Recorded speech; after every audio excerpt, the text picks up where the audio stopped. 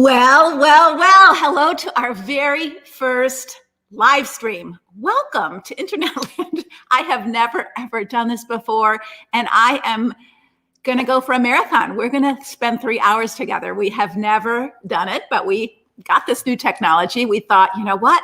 Let's not do another webinar. Let's just invite all kinds of people in that you can meet them. Let's talk about everything you want to talk about. We're going to spend from 12 o'clock to 3 o'clock together, or whatever time zone you're on. We've got 3 hours together. So I am just thrilled that you are going to spend some or all of that time with me here in this live stream. Let me tell you what we're going to be covering, because I think it's going to be really important to many of you. First, I'm going to be talking about what is a godly woman. What is a good marriage? I'm just going to define those really quickly for you, because I don't think we've really explained that very well in the church. I think the church has had a lot of teaching about the roles of a wife, or the roles of a mom, or the roles of a woman, or the roles of a husband, but they don't talk about the relationship. And guess what? You can do your role really well and still have a rotten relationship. And so we have to talk about the relationship matters, the things that break trust, the things that hurt people and harm people. Even if you are functioning in your role, you're still not happy in your marriage, in your relationship. And so what does a good wife do? How does a godly woman deal with that? Because that's what we talk about here in our ministry, in Conquer and the rest of my ministry. So we're going to be talking about that. Then I'm going to invite one of my coaches to be a part of us, and she's going to be talking about our Conquer journey. We started Conquer as a membership group about 6 years ago because so many women were asking to coach with me after I wrote my book, The Emotionally Destructive Marriage. They were desperate for help, desperate. I mean, there wasn't anything out there, secular much or Christian at all, on destructive marriages. And I just couldn't handle all of it. It was just way too much. And so I decided to, and frankly, a lot of women couldn't afford to work with me. And so I decided to start this membership group called Conquer, very low cost, $27 a month. They could join, and then they could help each other, and I could help the group of them because they were all struggling with the same issues. How do I speak up for myself? How do I set boundaries? Am I over-functioning, or am I being a godly wife? I can't tell the difference. Am I enabling, or am I supporting? I can't tell the difference. Is he lying to me? Is he telling me the truth? Is he changing? Is he not? And they were all struggling with these same issues. And so I thought, you know what? I can help a whole lot more women for a whole lot less cost to them and give them excellent help without having them to spend the cost it would take to work with me on one. I can't read that. Oh, one-on-one. Someone's reminding me that I've got to do something here. Hold on. There we go. Hold on. There we go. Welcome to the live stream. You know me, I'm not good at talking and tech at the same time. So they're giving me some information that I need to add to the screen. Welcome to our live stream, but thank you for being here. But so anyway, I started Conquer, and it grew so fast that we had to shut the doors because I couldn't handle it. So how we roll now is we open it twice a year. We invite you in, and today's another invitation. Today is the last invitation. So we are going to show you what Conquer is like. So Leanne, one of our coaches, is going to come in, and she's going to share the Conquer journey. So that's what we're going to talk about first, if you want to kind of know the schedule. And then we're going to invite a number of different sisters who are in Conquer, who have been in Conquer, who have done their work. And I want you to listen to their story. I want you to listen to how they grew, how they healed, how they found themselves again. And their marriages, some of them made it and are better, and some of them didn't make it and they're not. But they're better.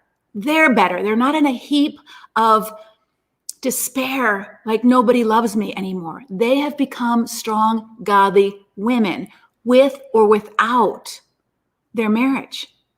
And this is really important because one of the things that I want to talk to you about right here, right now, is my teaching about letting go of the outcome.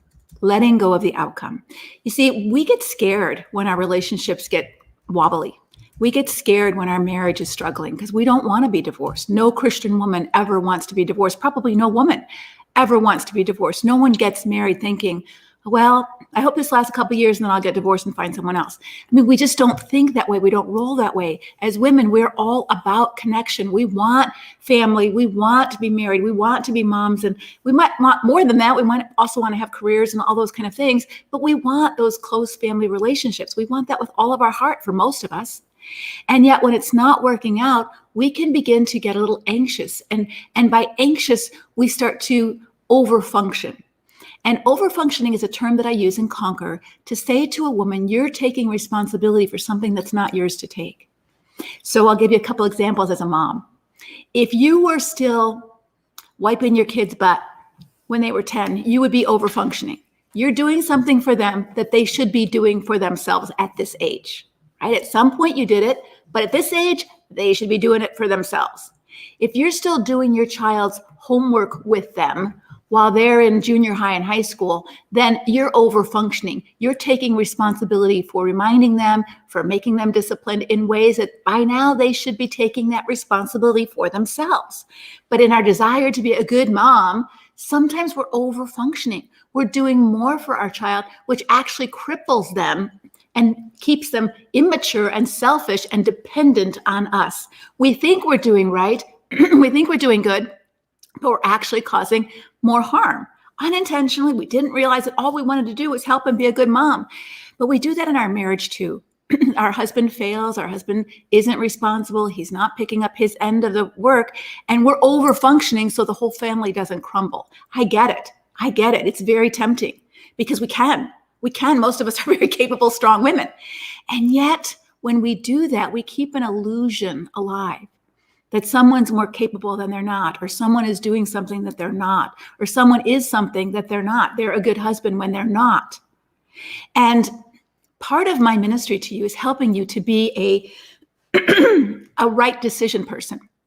So let me get a drink of water. I'm getting a little clogged up here. Learning to make the right decision, learning to make the next right choice without knowing the outcome. You see, we want to make sure our kid gets in the great college. We want that outcome. So we're going to, make everything right for their homework and make sure they do it all and do it for them if we have to, just to make sure that they get it right? Or we're going to overfunction for our husband so that he doesn't, scream at our kids, or he doesn't do something stupid with the money, or we're going to overfunction.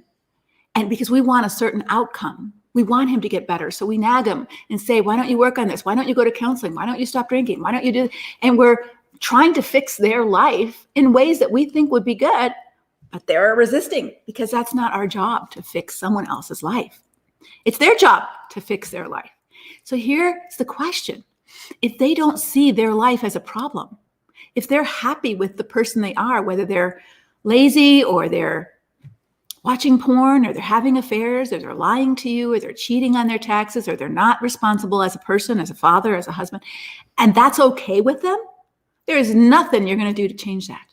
And if it's not okay with them, why aren't they taking responsibility to change it?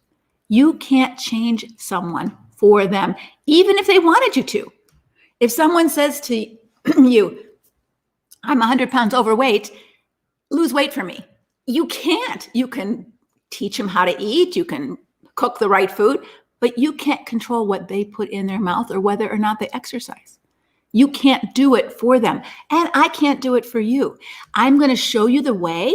I'm going to show you the route. And our Conquer coach is going to come in and show you our Conquer journey. We have specific steps that you will take when you get into the membership so that you're getting the foundation laid clear and strong for you to grow into a godly, strong woman. But doing the next right thing, I'm going to give you a couple biblical examples. The first one is Moses' mother. Moses' mother, terrified. The Pharaoh has said all Jewish baby boys have to be killed. He tells the midwives, you've got to kill the babies that are boys because I don't want them to keep populating the Jewish population. Well, first the midwives were brave girls and they did the next right thing. They didn't do it. They didn't kill the Hebrew babies. They actually lied. They said, they just come too fast and we're not there in time. We can't kill them. So they did the next right thing. They didn't know what was going to happen to them, but they did the next right thing. They couldn't control the outcome.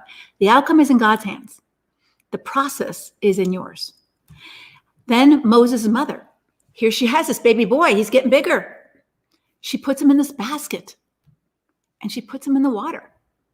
And she sets Miriam to watch over him, not knowing what the Pharaoh's daughter is going to do. This is a scary time. She's doing the next right thing. And then we think about Ruth. Here's Ruth an orphan, and not an orphan, but a widow, and her mother-in-law is a widow. And women in that culture had absolutely no status. They always needed a male, whether it was a male father or a male husband, to take care of them. And so they're in terrible straits. They have no money, no resources. They're widows.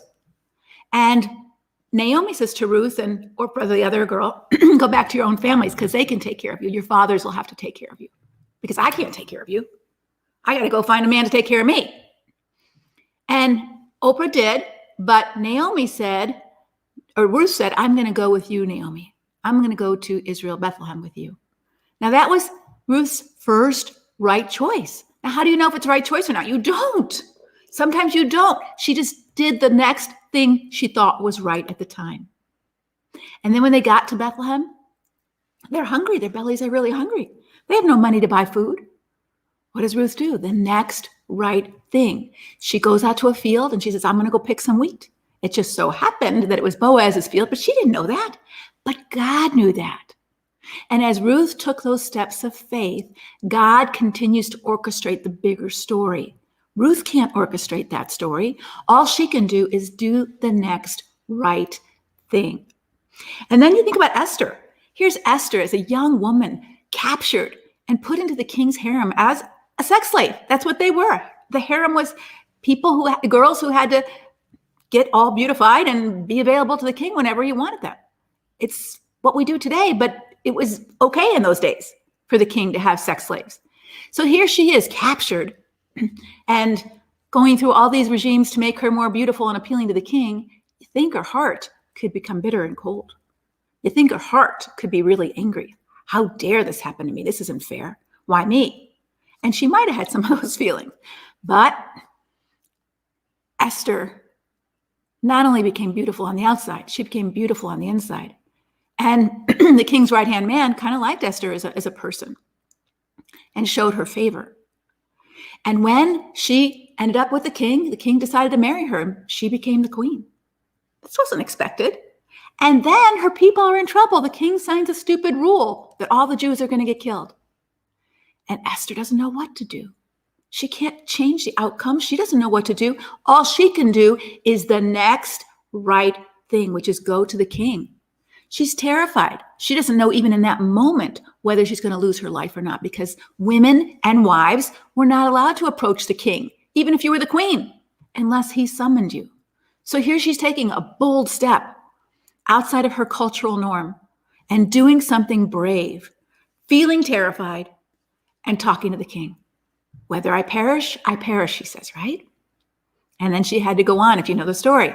But all she did was the next right thing. Mary, the mother of God. Okay, I'm pregnant. I guess I'll accept this assignment, God. That's my yes. But I have no idea what the outcome is going to be. Is Joseph going to still marry me? Are my parents going to kick me out of the house? I mean, think about it. And so I want you to know, girlfriend, that you have good company before you in the Bible of good, godly, strong women who didn't know the outcome. They didn't know whether they would have a blessed life or a hard life. They didn't know that. All they knew was that they were going to trust God and take the next right step. That's our goal in Conquer, is to teach you how to do that, because so many of us become hurt and bruised and discouraged and despondent in a difficult, destructive marriage. And that two things happen to the women that I work with. I see women who get crushed and they get hollowed out, like there's no more of them left inside of themselves. They're just like robotic, hollowed out bodies. Their soul has been crushed. The Bible talks about a crushed spirit. Who can bear it? And that is not God's will for you, just to stay married. That is not God's will for you to be hollowed out and crushed just to stay in a relationship with someone. You can't have a relationship with someone like that. You can stay in a room with someone like that. It's called a prison camp or a concentration camp, but you don't have a relationship with someone who hollows you out and flattens you down. You can't. You can't. And the churches aren't talking about those realities for some of you women. And I know there might be a few men lurking here too who are in the same place. I get it, but my ministry is to women. Conquer is for women. So I'm going to talk to the women here today. But you can learn something if you listen. So I see those kind of women. And then I see the other kind of women who begin to say, enough already. Enough. I have had it. I'm not putting up with this, you know what, anymore. And they start to give it back. They start repaying evil with evil of their own. They start becoming deformed in a different way. The first woman becomes deformed as a flattened out, hollowed out shell of a person. And the other person gets a fire in her belly, but it's not a good fire. She gets a fire for revenge and vengeance. And she's going to spew out some venom of her own. And she becomes deformed, not at all to be the godly woman that God made her to be. She becomes just as vile or as wicked or as sinful as the abusive person is to her. And that's not God's will for you. And so what is the path when you are in a relationship, technically married, legally married, but you have no relationship that's mutual or reciprocal or loving or honest or kind or safe? How do you do that? You can't. Take the pressure off yourself. You can't do that. God has not wired our bodies to be in a loving, close relationship like marriage with someone you're scared of. It just doesn't work that way. Your body is danger, danger, danger if someone's going to harm you. And you're not going to have a close, loving relationship. Even your own child, if they were an adult child who was a crack addict, who was coming to your house for drug money, it's not like you're going to have a loving conversation. You're going to be afraid. You're going to be afraid that they might harm you in their craziness, right? And so it's very important for you to not put that guilt trip and not allow your church to put that guilt trip on your back that somehow you have to want to kiss this man and want to have to make love or have sex with him. And you're terrified of him and can't stand him. But somehow, if you were godly, you'd be able to do this. God didn't wire us that way. I have completely different answers for you in Conquer. And so I hope that you hang with us and you want to be a part of this group. And as you listen to the women in Conquer stories about what they went through and how they grew and came so flattened out, so hollowed out, so empty, they thought they were going to die. They felt so naked with no strength inside, so weak. And others who came in pretty rip-roaring mad. And they learned also just by what we've teach and Conquer is how to respond versus react. Because when we react out of our emotions, sometimes we can do a lot of damage. It's like pouring gasoline on a fire. It just makes it worse, right? And the person it makes it worse for the most are your kids. And I know as women, you don't want that to happen. And yet when kids see you reacting negatively to your husband's foolishness or his stupidity or his wickedness, oftentimes they cause you to feel like the bad guy because dad's always been dad, but now mom, you're turning into someone scary and ugly and it's your fault. Why aren't you doing what you always did? Put up with it or make peace or do what you do. And so now mom starts getting all the blame and dad can sometimes fuel that fire. And so now not only do you have a destructive relationship in your marriage, now your whole family's falling apart. This is called parental alienation. And we want to teach you about how to prevent that if possible in your Conquer site. So I'm going to invite Coach Leanne to come on with us. And she is a coach on my team. She's been working with me for a couple of years now, and she's going to walk us through the Conquer journey. So when you join Conquer, you start with a 6-step journey. The first step is awakening, and then there's 5 more steps, like awakening, oh my gosh, this is my life, and it feels pretty scary. And then we take you through 6 steps. And there's videos to watch in the membership site about these 6 steps. And then there is, Leanne will come on to the Facebook page, which is our private Conquer Facebook page. Nobody can get on there if you're not a Conquer member. And she will begin to help you implement those stages for you. So I'm going to invite Leanne. And I am going to invite her in. Hey, Leanne. Hey, good morning. Hold on, I'm gonna make it bigger.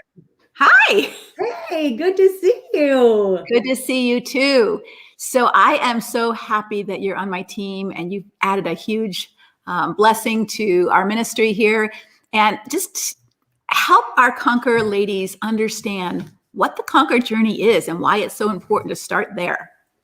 I love that question, Leslie. And, when you were sharing just a minute ago, you were talking about that fire in our belly, the fire in our belly, and what is motivating us to even be here on this live today, right? And fear oftentimes is the fire in our belly. It can be. And I have two acronyms. So if you'll give me a little bit of permission, this is going to lead us right into the journey. So when we have this fire in our belly that is called fear, it can be this. It can be we can forget everything and run the other way and get super scared. Or we can face everything and we can rise. And that's what we do here in Conquer. And that's what this journey is all about. And you've provided this incredible safe space for women who are impacted by destructive, difficult, really challenging relationships to come in and be heard and seen. And that first step, like you said, is all about that awakening. Oh my goodness, the lenses are coming a little bit clear and we're starting to see what in the world we're dealing with. And that can be scary. Yeah, fear can be super scary. It can be confusing. And here in Conquer, we're here to help take some of that confusion away. And we do that as community. Conquer is a family. And when you come into this space and you step into the Conquer journey, there is this whole opportunity for you to learn to walk this out with grace and strength and dignity, because we're going to be making some changes. And the changes can be frightening. The changes can be a little bit alarming for the people around us. But the one thing that we know, Leslie, beyond a shadow of a doubt, is that God does not want us to stay in a relationship that is damaging to our self when it comes to getting safe. We talk about this super clear in Conquer about the need to be safe.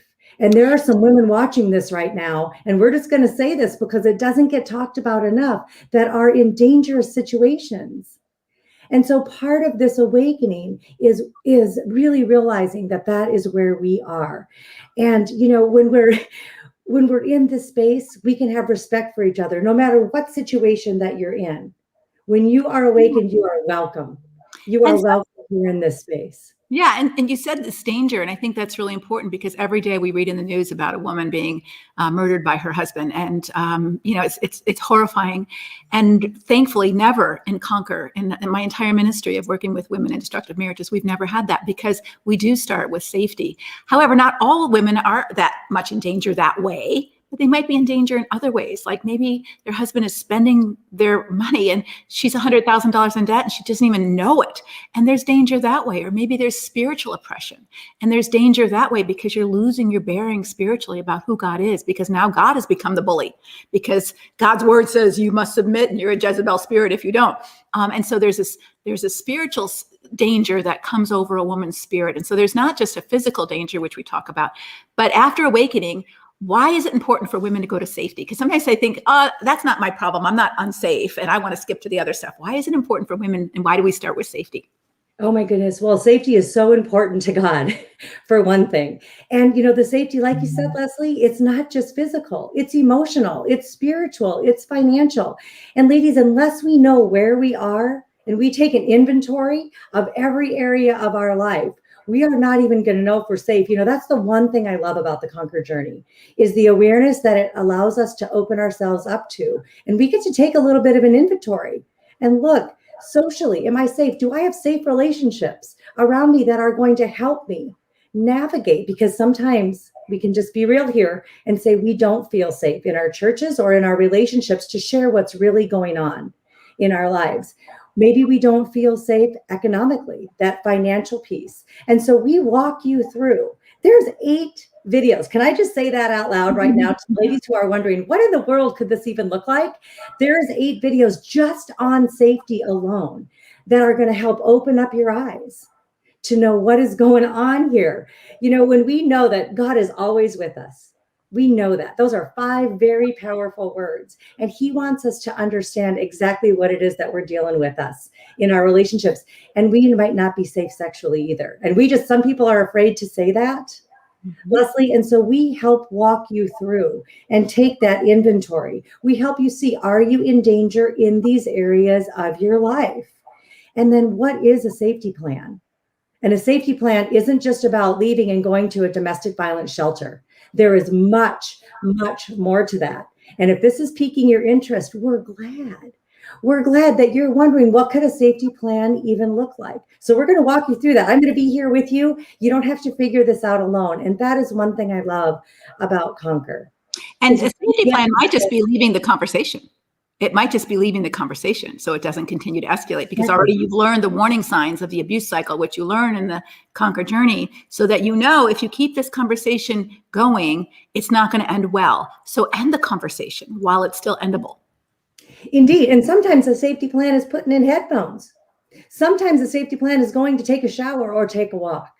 And so, ladies, I think the primary thing, Leslie, that I adore about Conquer, and I've been going through this multiple times with the ladies. Girlfriends, you have choices on how you show up and how you engage with your relationship. And I think that's one of the big aha moments that I hear for so many of us, Leslie, that enter into this space, is we have choices on how we engage.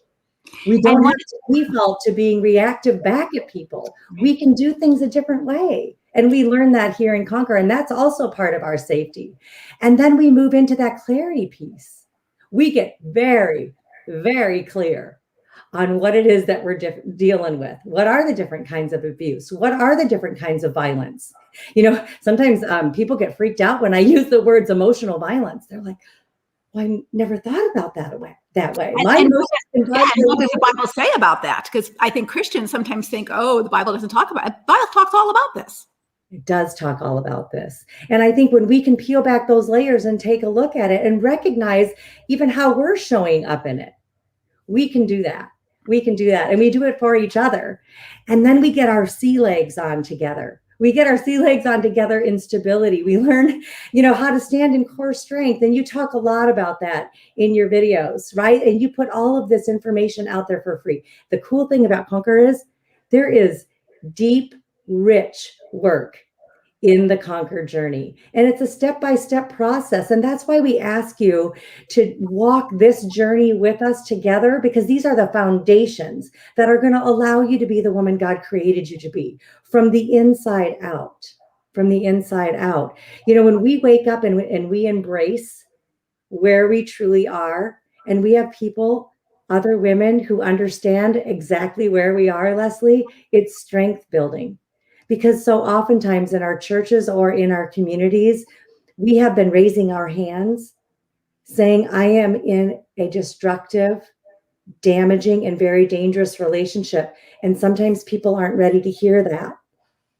And in Conquer, you're safe here to have those conversations and to get the support that you so desperately deserve. And so I'm going to pause here just for a second, because I think when we realize that we want to become stronger, when we realize that we want to journey and take the steps necessary, not to get stuck. I often talk about this. We don't want to get stuck in the middle of doing our own personal work. And the Conquer journey helps you not to get stuck in the middle, because you've got thousands of women doing it with you.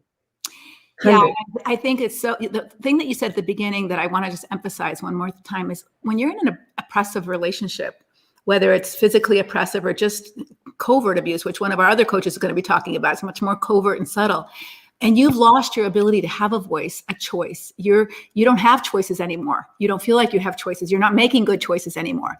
One of the very first good choices is to join Conquer, of saying, I need to work on me. It's so tempting to say, well, he needs to work on him. Of course he needs to work on him, but you have no power over him working on him. But you do have some power. And the only power you can exercise right now is for you to work on you, so that he doesn't continue to have that power over you anymore, so that you can begin to work on righting the balance of relationship and invite him to have some changes too, if he wants to. And if he doesn't, you're much more clear on that. Right. And that's where that clarity piece comes in. I love watching those aha moments. We talk about this a lot in Conquer, about these the light bulb moments that can happen for us when we do this work. And, in community here in Conquer, we help each other turn on the light switches sometimes, because we don't see the light switches on our own. And so as we get stronger. As we grow our core strength in the stability module, we're going to learn all about conquering shame. Leslie, that can be a huge thing for us as women, is we can experience shame because we don't want to admit, some of our women in Conquer, some have been married 2 years. Some have been married 52 years, 40. And we're dealing with these situations on an ongoing basis. And finally, we find the help that we need right here in Conquer. And so that next right thing is hitting the, yes, I'm going to sign up. The next right thing after that is I'm going to commit to do the Conquer journey with sisters. I'm going to learn what it means to get clear, to get safe, to be stable, to know how to walk on my own 2 feet. Because ladies, when we just be honest, we spend so much time on our knees praying that we don't do the work to get healthy ourselves. And that's what we're going to help you to do here in Conquer. And then the cool thing is, when we get stable, when we get clear, when we're safe, then we can work on building up our strength, right? We've got our guns. We can build the muscles that it's going to take to walk out this life with strength and dignity. We're going to understand that we can make decisions. We can make conscious decisions instead of default decisions, Leslie, because we can default back. And that whole acronym for fear, our default can be to forget or deny or pretend that things really aren't as bad as they are. And that's not what we want to do here in Conquer. We want to help you to face it. And we want to start to walk in strength, that path of peace that God promises us in Luke. One of my favorite passages from the Conquer journey is Luke 1:78 and 79. And it's all about, it encompasses the Conquer journey. It says this. Can I share that passage? I love it too, yeah. All right. It says this. It says, because of the tender mercies of our God, by which the rising sun will come to us from heaven to shine on those living in darkness and in the shadows of death, to guide our feet into the path of peace. And that's what this strength is. We need strength and we need each other in order to walk that journey into the path of peace. And when we're walking that journey into the path of peace, that gives us confidence to claim our identity in Christ, to know ourselves. There's a lot of women here in Conquer. I know for me, every time I go through this journey, I learn more about who Leanne is. I've joked with you, Leslie, saying I often keep running into myself. Mm-hmm. I go deeper and deeper with the Lord to claim my core identity and who he created me to be. And I love that about the journey because I can move forward. And I think one of the things Christians have been, again, spiritually mistaught is this whole dying to self kind of thing. And, I've talked about this before in webinars, but dying to self biblically. And I think if you're a Christian woman and you want godly counsel, you won't find any better counsel than here in Conquer about this stuff. But dying to self isn't about becoming a nothing. That's not, it's not becoming flattened out and hollow. That's not what God's desire for you is, or he wouldn't have created you with all kinds of wonderful stuff inside. And it's not your husband's decision or his right to decide who you should become. That's God's decision. And you're to be what God called you to be. And marriage is only supposed to enhance that, not squash that. And so it's so important that you understand that dying to self is illustrated in nature. Yesterday I was on Facebook Live and I pulled out my hydrangea here. See if I can do it again. This hydrangea didn't start out this way. This hydrangea, it's a fake one, but if it was a real one, it didn't start out, it started as a seed. God knew though, inside that seed was the DNA for this beautiful plant to grow. And so when a baby is born, they have inside of them everything God has created for them to be. And Paul tells young Timothy, fan into flames the gifts that God has given you. And when we get married, God's not asking you to stop all that and just be an object to use, a role to fulfill. He's saying, you've got purpose and value, girlfriend, and your husband is supposed to nourish that in order for you to become all that God called you to be, as you're to do that for him. That's the goal of marriage, stronger together, not one gets strong and one gets flattened out. That's right. And, I love that word flourish. I love that word flourish. And, that's the beautiful thing too about the Conquer journey for me, Leslie, is it's almost like, we talk a lot about the caterpillar and the butterfly. So when you enter into the Conquer journey, it's like gobble, gobble, gobble, just like that. The job of the caterpillar is to gobble, gobble, gobble, and eat and eat and eat and eat. And that's what the Conquer journey is. It is so rich with different teachings from you, a Conquer workbook, right? You got your Conquer workbook that you can download, and it's going to show you everything in there. It's going to have worksheets, all of that you get to participate in, but you're going to gobble up the information. And sometimes it's going to feel like you're drinking from a fire hose, but that's why we walk it with you. We help you take that next right step, one at a time. And then the beautiful thing that happens is you get all of this information, you get all of this clarity, all of this strength, all of the stability and confidence. And then you go into your beautiful little chrysalis and you start practicing this. You start living it out. You start walking what it is you've been learning in this journey.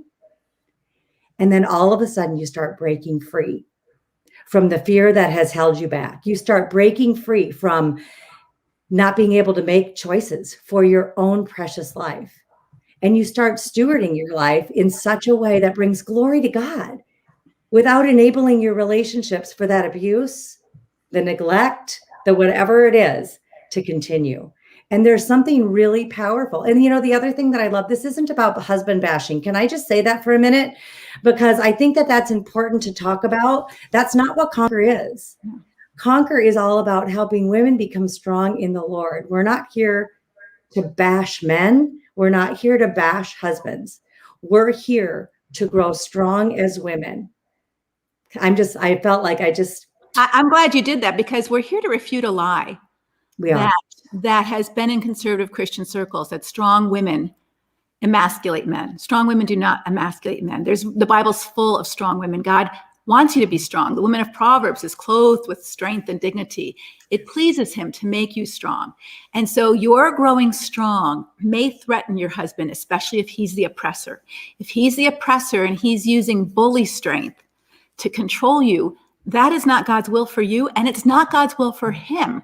So if you live in fear and you cooperate with that process of marriage, you're not only deforming yourself, you're allowing your husband to stay deformed, and your children will be deformed. And that is not God's will for you. So we're teaching you to get your eyes off of trying to change him, because you've done that already and it hasn't worked. All right. So some of you have tried it for 50 years and it hasn't worked. So now we're going to help you get strong, not to overpower your husband, but just to get out from under his oppression, stand on your own 2 feet, be a godly woman in front of him and in front of your children, and do the next right thing. We don't know the outcome.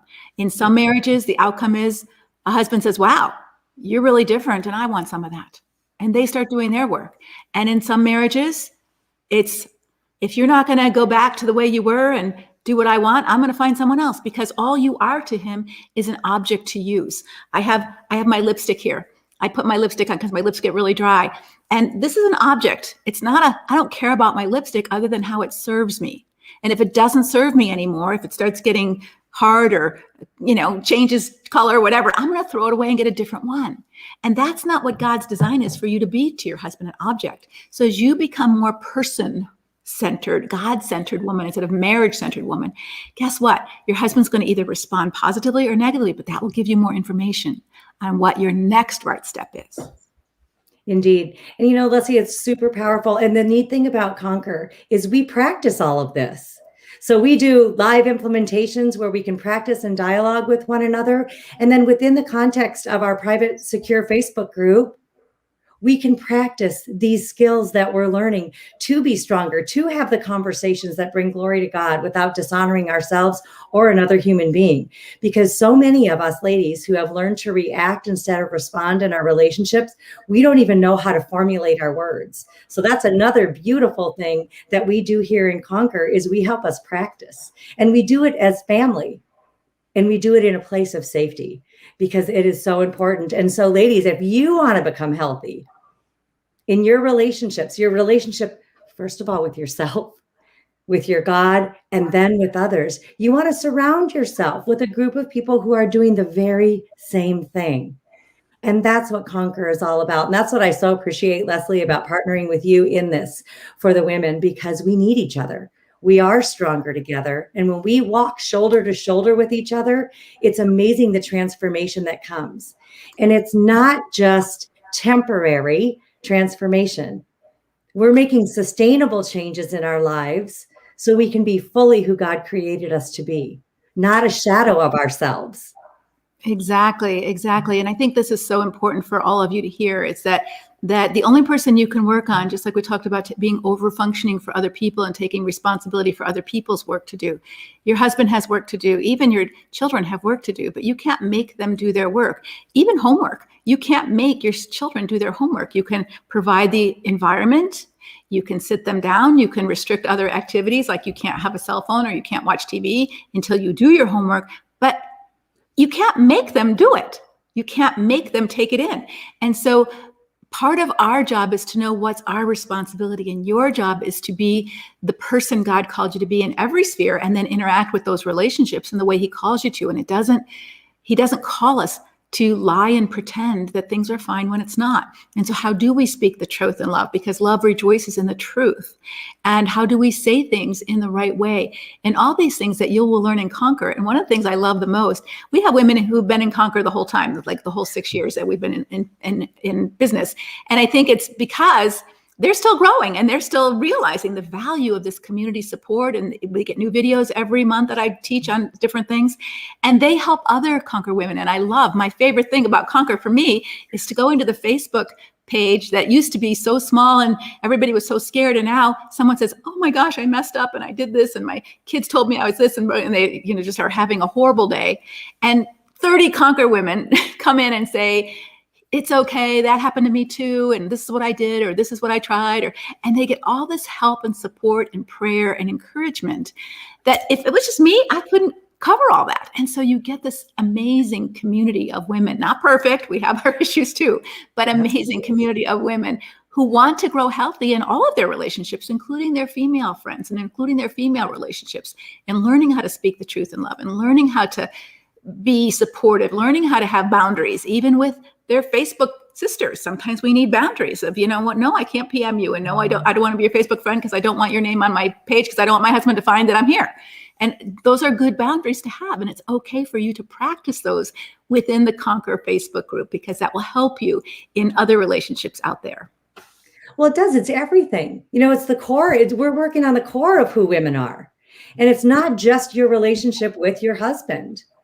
It's not. This is all about the way you show up in the world. It's all about how you interact with people at work, your kiddos. And the stronger you are, the healthier you are, girlfriend, the more impact you're going to have in this world, the more love you're going to be able to share with the people that you care the most about and the relationships that mean the most to you. And I think that is such a beautiful space. And, it's scary. And I get it. Some of you are watching this going, oh my word. You're saying words here that I have been praying about a community. I've been praying about some help, and I don't even know where to go. Check us out, because we've got an opportunity for you here, and it ends today. Yeah. And maybe some of you are just waking up to the mess. Maybe you've been watching these videos for a while, and you're wondering, how in the world did I get here? Mm-hmm. You're wondering, how in the world did I get here? What does God really want to teach me? And we're going to walk with you. Yeah, thanks so much, Leanne. I'm going to let you go because we've got another guest coming on. So thanks so much. I appreciate you. And we are going to have another Conquer sister. Kelly's been with us, I think, pretty much from the beginning of Conquer, and she is now on my staff as well. But she's going to share in just a minute. But I just want to invite you, if you're thinking about joining Conquer, the way to join Conquer is on the bottom of the screen. Sign up, lesliebernick.com/Conquer sign up.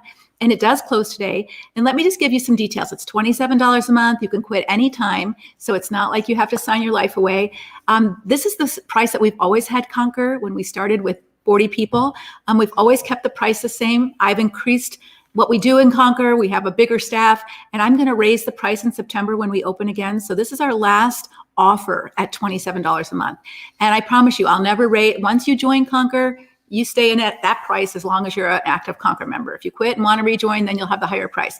But for those of you who are thinking about it, or you've been thinking about it for a couple of seasons now and you still haven't done it, now is your time, because this is a cheaper price. It is going to go up in September when we open our doors again. But we are closing our doors to Conquer at midnight tonight. We're going to have a big celebration party next Wednesday on our private Conquer Facebook page, just to have fun and get to know everybody. And we do a lot of fun stuff as well as some hard stuff in Conquer. We want you to feel connected and a sense of love and community. We had a Conquer conference, a virtual conference last year. We'll probably try to do a live one, not this year, but next year. We have always done live ones before, and COVID hit and we switched to virtual. And a lot of people liked it because we had people from all over the world in our Conquer conference. Over 800 women showed up at our Conquer virtual conference. And so this ministry is growing. It's having huge impact. It's having impact on churches. Pastors are now reaching out to me for advice, and they're listening to us. And Chris and I have had the opportunity to do some mentoring of pastors, and we're grateful for that. And so I believe this is the time for you also to get strong so that you can begin to encourage other women behind you, your daughters, to be healthy and strong and not think that a destructive marriage is ever okay with God. It's not. God hates what's happening to you. God hates what's happening to your husband. This is not at all his plan for your life or your children's life. But only you can make that decision to make a change in you. But you know what? When one part of the system changes, the rest of the system changes too. In some way, you don't know. That's the let go of the outcome. When you change your dance steps, you keep dancing with your husband, and you keep saying to your husband, please change your dance steps. I don't like this dance. Please change your dance steps. I don't like this dance. Please. And he's saying, I'm not changing. I like it this way. He's stepping all over your toes, and your toes are all black and blue and broken, but he likes this dance. And you're saying, please change your dance steps. My toes are hurting. And I'm saying to you, guess what? You change your dance steps. Because once you change your dance steps, he can't dance the same way anymore. Oh, an amazing thought. So we don't want to bash your husband, but we want to say, hey, girlfriend, you can't keep dancing this way or your toes are going to be ruined. So you can change your dance steps. And once you change your dance steps, the dance is different.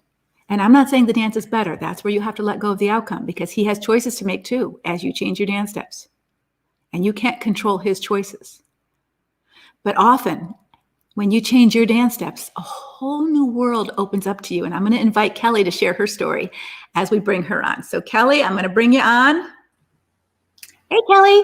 Hi. I'm so glad to see you. Thanks you for showing up for our live stream. And Yes. yeah, and Kelly, you have had quite a journey with Conquer, and just share a little bit of your story with the women who are, sitting on the fence deciding, should I join Conquer? Shouldn't I join Conquer? I don't know if I can do all this. It's too hard. Sure. I get that. And, I joined Conquer when I was at that fork of trying to decide whether I needed to leave well or stay well. And I was at the point where the fear of both kind of leveled out, and I didn't care which way I went. I just wanted to know God's will. I just wanted to do that well. I wanted to know God's will. So, for me, knowing God's will was hard for all of us. It's hard because either choice, there's both good and bad. So trying to make that perfect decision only kept me stuck. Yeah. So Conquer for me just really helped untangle the lies of what I thought were God's will. All I heard in the church, to suffer and, suffer for Jesus, stick it out, don't give up before the miracle. So I had to untangle all that. And so how did you untangle that wrong theology? Because, when we believe lies, most of the time we don't know they're lies. We believe it. So that's for what we're sure. Right. We believe it. Yes, I was believing it. I was even teaching it. And I'm sad to, I've actually gone back to people and apologized that I was, a part of that. But that's how much I believed it. And so, realizing that didn't line up with wisdom, with abuse, it seems like the world almost gets it a little bit better than the church does. And one thing that kept echoing in my mind was James 3:17 says that God's wisdom is reasonable or open to reason. And Conquer brought me that voice of reason, true biblical wisdom for my destructive marriage, allowing sin to continue and then covering that up and pretending that things were good when they weren't. That wasn't wise or honest. And it was only hurting those in our family, enabling sin to continue harm and diminishing who God created me to be, and giving our children such a hypocritical picture of the church and Christians and Christ himself. It was all so destructive. So learning what it really means, several truths, had been twisted. One was to cover a multitude of sins, and learning how that doesn't mean we can cover all sin. So damaging, sinful patterns, and this is what Conquer woke me up to, was noticing those sinful patterns, and they needed to be confronted. So you helped me see that Peter was talking about repentant sins. And right before he says that in 1 Peter 4:8, he discussed not living in sin and not joining in with others who do. And also you opened my eyes to see where Paul was saying, to have nothing to do with the fruitful deeds of darkness, but to expose them, not cover them up. And, that didn't mean shouting it from a mountaintop, but it meant I didn't have to suffer and hide anymore. Mm-hmm. That wasn't virtuous as a godly woman. That was actually craziness. Right. Yeah. Mm-hmm. Yeah. So, and also the mercy card, that was another thing that was twisted and I needed to have untwisted. But digging into the theology behind mercy was that God shows mercy to repentant sinners, not the ongoing sinner. And that was another thing. I love the biblical wisdom that you have given us and Conquer that we learn. Because, not only was the church asking me to be God and cover sin, but they were asking me to do something that even God doesn't do. He doesn't give mercy to the one that's not owning their sinful patterns. So once I knew that it wasn't God asking me to sacrifice and hold my marriage together, I could finally embrace his love for me. And this was a long time struggle. It was. And I think part of your fear was also like you were a stay-at-home mom and, so that fear of like, well, if I start speaking up and start rocking the boat, or if I start saying, I'm not going to put up with this, I can't, work. I mean, what am I going to do? And so so Leanne before talked about facing the fears instead of letting the fears dominate us. And one of the things God's word says is that, perfect love, God's love casts out fear, and that we walk by faith, not by sight. And we don't have a spirit of fear inside of us. God has given us a spirit of love and strength and a sound mind. So how did you work through that fear of, I don't know what the outcome is going to be? Right. Well, I think a lot of it had to do with building back up who I was, trusting my gut. And that was the main thing. Conquer helped build back up my personhood. And so facing those fears, that having that confidence, knowing that God loved me no matter what, helped me face those fears. And, they were very valid. But, seeing the other women in Conquer, hearing their testimonies as they took those big steps, and hearing different ways that they supported themselves, that was very helpful. And then also there was this gentle reassurance that I kept getting from the Lord that this was the right thing I needed to do, and he was going to take care of me. And he did. I mean, I can share all those great testimonies that the other Conquer sisters had shared with me, because he did miraculous things. So, yeah. And it's always neat to look behind and say, wow, but when you're walking it, like Ruth, she didn't know she was going to marry Boaz. She just kept doing the next right thing.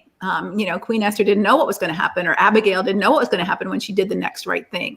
But trusting God has your back, and that he's got a plan, and that even when you're in the valley of the shadow of death, you're walking through hard times, because good things, and whether you stay or leave, you're going to have some of those moments.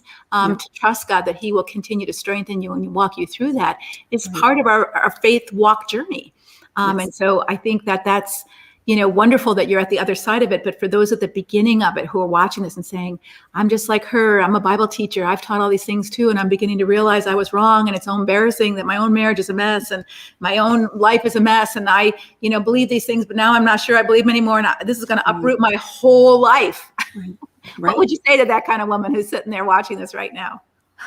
Well, I would say, and this sounds like cliche, but God really is greater than your fear. We tend to build up so much more fear than what is really needed. And, there are hurdles, but I would say, take them one by one, and God will help you remove them one by one. And the Conquer support is amazing. There are a lot of us have tried to share what's going on in our church Bible studies or leaders, and they don't get it. So the support here has been amazing. The resources that I've gotten in Conquer have been very amazing. Just even the legal stuff, different Conquer sisters, you could throw out a question and say, how do I find a lawyer? Or what do I ask them? Or, they're posting YouTube videos of different little nuggets of knowledge that helped walk you through that. So, that really helped me. I went to, the DV shelter for resources too. There's free law libraries. So there's a lot of great resources out there that I had no idea. When I was stuck in that fear, I had no idea all the resources that there are. But just trusting God for one hurdle at a time was really how I got through that. Kelly, how do you see yourself now? I mean, from before, how would you have seen your self-image or your self-esteem or your identity? I mean, here you are a Bible teacher, so you know all the words. And one of the things I heard in my counseling practice a lot was, well, I know it in my head, but I just don't know it in my heart, and there's this disconnect between our theology and our practical life. And so here you are, this Bible teacher teaching these things, and yet your spirit was very crushed and wounded, and you weren't feeling very strong as a woman, or maybe you were because you were suffering in such a godly way. But how has that shifted? How do you see yourself? What was it like when you saw yourself then, and what is it how you see yourself now? Yeah, I love that you asked that question. There was such a disconnect before, and I wasn't living the life I wanted to be living, that I, believed God for, but it just wasn't a reality in my life. And so there was a disconnect, but now that I've done my work, I've gotten stronger, I've found my voice. I am just such a strong advocate now, and I am 100% behind what I really believe in my heart. And it's just a huge difference. I mean, I used to have a lot of depression. My life is so full of God's purpose right now. There is no room for depression. It's just 100% different. It's been a huge difference. You went back to school. Yeah. What was that like for you? Very scary again. But again, had I not done my work, that wouldn't have even been a reality. But yeah, going back to school, and I went to study counseling, psychology. So I learned a lot about what I had been through too. So there was healing in that also. So there was growth through that, but also, and then after school, I had 3 wonderful job opportunities, and they were just like all the perfect job. And I wouldn't have been ready for any of those had I not done my work. I had low self-esteem, very low confidence. And that's something that I'm still working on. But I was so thankful when I had those opportunities. I knew that there's no way I could have walked through those doors had I not faced some of that insecurity in my own self. So, yeah. Yeah. So our last step of the Conquer journey. So as Leon was talking, our first step is safety. And then we move to, or the awakening, that's the 0 step. And then 1 is safety. And 2 is clarity. What does the Bible really have to say about all this? Mm-hmm. And then the next is stability. How do I stop reacting and start getting stable inside myself, inside? My outside might be unstable, but how do I start getting my inside more stable? And then strengthening. How do I strengthen myself so I'm feeling stronger and not living out of fear so much? And then the last step is confidence. And you're still working on that step, Kelly. Mm-hmm. And I love that because I think that in our Conquer journey, you're just kind of getting a taste of the foundation that you have to build this new person up from. And the Bible tells you that that's your responsibility, to grow and mature and to live a holy life. And God is going to equip you and do it with you, but not for you. And so you have to take those steps. And you're here, right here. You've left well, you're stronger than ever. You went back to school, you graduated, you got a job, and you're still working on your confidence and your sense of, well-being. And that's a lifelong journey. Yes. Mm-hmm. Yeah. yeah, there's still a lot of, limiting beliefs that I need to work through. There's still some twisted theology that I really want to untangle. I just bought a bunch of books. I'm going to study some of Paul's writings because really want to understand clearly what the Bible is saying for women. So, yeah. Yeah. And I think that's such a good illustration for all women who are listening to this, that your growth journey is never meant to be done at 20 or 21 when you get married. Like, and so many men think that, I'm 18, I'm done growing, I'm done with school, I'm going to just get married and vegetate? I mean, if you're the same person at 45 that you were at 21, you kind of look immature. You look immature, right? And if you're the same person at 85 as you were at 35, you're immature. That there's different growth cycles and different wisdom and knowledge that comes as you do your work and move through the growth cycle and learn and grow and become more and more of the person that God called you to be. And so I love that you're saying, hey, my marriage isn't an issue anymore. I'm still a parent. I'm going to school. I'm working, and I still have lies that I believe, and I'm still working through them. And I want to be a woman of strength and dignity who walks in the truth and not in lies. And I just want everyone to know that that's a lifelong journey for all of us. And so there's no shame that, if you didn't know what you didn't know, now there's time to learn it. It's never too late. Yeah, that's good. Yeah. What was your favorite part of the Conquer journey? Well, of course, when I started, it was safety, learning that I had a choice, that God cares more about my safety than the marriage. I don't think I'd ever really understood or even heard the verse that you brought up, Proverbs 27:12, that the prudent see danger and take refuge, but the simple keep going and pay the penalty. So, of course, that was huge awakening and just really helped build what I needed, that foundation to move forward. But now I think it's probably the strength module. Like I said, I still have some twisted theologies that I've been taught. So I want to have true biblical wisdom. I want to know the heart of God in his word, healthy boundaries and self-care. The strength model really teaches healthy boundaries and good self-care. And I think those are still some things that I need to work on.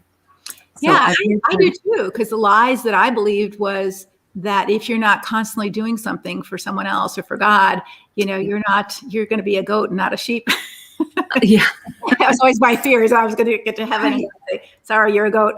And so self-care, I just felt like absolutely selfish to indulge in self-care. And I'm not talking about manicures and all that. Even sleeping 8 hours felt like, but I could get more done if I stayed up late and wrote and did this and did that.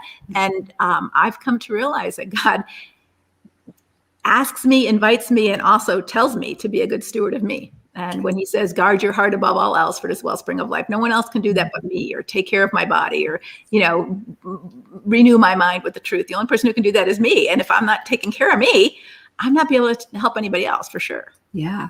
I love that. And, one of the things that I learned in college was research shows that people who do take time for themselves and self-reflect, they're actually the most generous, giving people because they have time to reflect on their core values. And so that was really meaningful to me. But yeah, I nurtured and overfunctioned for way too long in just, the wrong ways. And so I'm learning new ways to nurture and do ministry that I don't feel used, but I'm really using the gifts and the talents that God gives me that blesses everyone, including me. Yeah. And then learning to be okay when I have to say no, so that I can stay that God-centered woman that I want to be. Oh, that is so good, Kelly, because I think that for so many of us, a godly woman is really a people-centered woman, a people pleaser. I do everything for everybody, anytime, anywhere, anyway, and we have no boundaries. And what happens with that is we get depleted and we get exhausted and we get resentful, which isn't at all who God wants us to be. And so to be able to be kind and giving and generous, for sure. But we need boundaries, because we have to be able to put our oxygen mask on first so that we can help someone else. And if we're all depleted and resentful because we're out of air, but we're still expecting ourselves to somehow keep giving and giving and giving, or the others in our world are expecting us to give and give and give, then we're not going to be healthy. And we're modeling poor behaviors to others. And one of the things I want to get your feedback on before we close is, one of the things I talk a lot about is our parent-child relationship. And I know you're a foster mom and you've got some kids and you teach Bible study. And I think that for the role of mom, sometimes as a good Christian mom, we've so overfunctioned in that role that we've let our kids believe that we're just a mom. Like we're just an object, the mom. And mom, of course, you're supposed to do this. You're my mom. You're supposed to take care of my laundry. You're supposed to pay my bills. You're my mom. Or you're supposed to co-sign on this loan. You're my mom. And if you were now when your children are adults and you say, well, no, I actually thought I would go back to college now and I would do something for me. And I have got my own dreams. It's like, you're not allowed to have dreams. You're just supposed to be the mom. And I think that is very destructive, not just to us, but to them. Yeah. Mm-hmm. Yeah, that I had exactly what you were talking about, that scenario. Mm-hmm. I had a daughter, I remember she had a job in town and we lived about 15 miles out of town. And she just thought it was my job as mom to take her to work and give her rides wherever she wanted to go. And there were, when I started learning boundaries, I made her take an Uber, or we didn't have an Uber. We live in a small town, but I made her take a taxi. Mm-hmm. And so that was good because I did see that entitlement creeping in, even though, they had their chores, they took care of, they raised animals and worked hard and learned how to be responsible. But still, mm-hmm. when they saw me as only a mom, that entitlement really seeped in. So when they could see me and now it's funny because I have 4 adult children and now I'm kind of parenting again. I have foster children, one that I've adopted. So little ones again at home. And it's a lot different. And I'm glad because they are seeing me as a friend to other people. I have friends, I have ministries, I have likes and dislikes. And it's okay to say, I want the purple one. Yeah. Okay. Yeah. Or I don't like that kind of cake. I don't want that for my birthday, even if you like it. So you're communicating to your family that I'm a person. I'm not just someone who bends into everybody else's wants and desires. And I think that's so, so important. But that's kind of our lie is, that's selfish. It's not selfish. It's mm-hmm. stewardship and it's wisdom. Yeah. So thank you so much, Kelly. Is there anything else you want to share with us before we go and move on to the next person? I'm so glad you guys are here. I just, Proverbs 2 talks about how wisdom can be life-saving. And I would just have to say that Conquer has been that life-saving wisdom for me. So thank you so much. Thanks for allowing me to share a little bit. Oh, thank you, Kelly. We're so glad to have you as a part of our team now too. So thank you. So I'm going to let you go and I'm going to answer a couple questions before we bring out our next guest, which is Alicia. She has got an amazing story. You do not want to miss it. It's like out of a made-for-TV movie story. So you definitely want to hear her. She's going to be up in a couple minutes. But there's a couple questions that I just want to answer quickly for those of you who've written in and have them. So one is, I know Conquer closes today. I want to join, but I'm not sure how to explain it to my husband without setting him off. What do you suggest? I don't know your situation, but one of the ways that some women join Conquer is that they go to the Target and they buy a Visa gift card and they get it for $270 and they just join Conquer for the year. So they don't have to worry about the recurring charge. And you can do that if you have resources to have $270. You can join Conquer for the whole year. And you get 2 months free that way. So it's 10 months for $270 instead of $27 a month for the year. And that would be one way to just kind of do that quickly. Another way is just to say, this is something I need for me. It's an educational and support group for women, for Christian women, to learn to be stronger and have more confidence and grow in their, wisdom. And I need that right now. I'm feeling kind of depleted. So I don't think you have to say it's geared for women in destructive marriages. That's who I'm ministering to, because you are the most depleted group of women that I have ever worked with in my life. When I was writing my book on depression, this is where it woke me up, that all the women that I was counseling at the time and working with who were severely depressed were also in emotionally destructive marriages. And I'm like, oh, this goes together. And is the Christian solution just get continued counseling for yourself and medication for the rest of your life so that you can stay married? Or is there another answer here? And so that's what really began my quest to help women to thrive and to grow. And so you can just say that I've been feeling kind of depleted. I need some community. I'm going to do this internet course and I'm going to be on it for at least a year. So kind of say it even join for the year so that you're not getting this monthly, why are you still here? Why are you still here? Maybe more safe for you just to have it over with and done. And this is what I did. And, but you can quit anytime if you give us 30 days notice. So I would just encourage you to not live in fear, but put your brave on. And we talk about this in Conquer a lot, put your brave on, because brave isn't an emotion.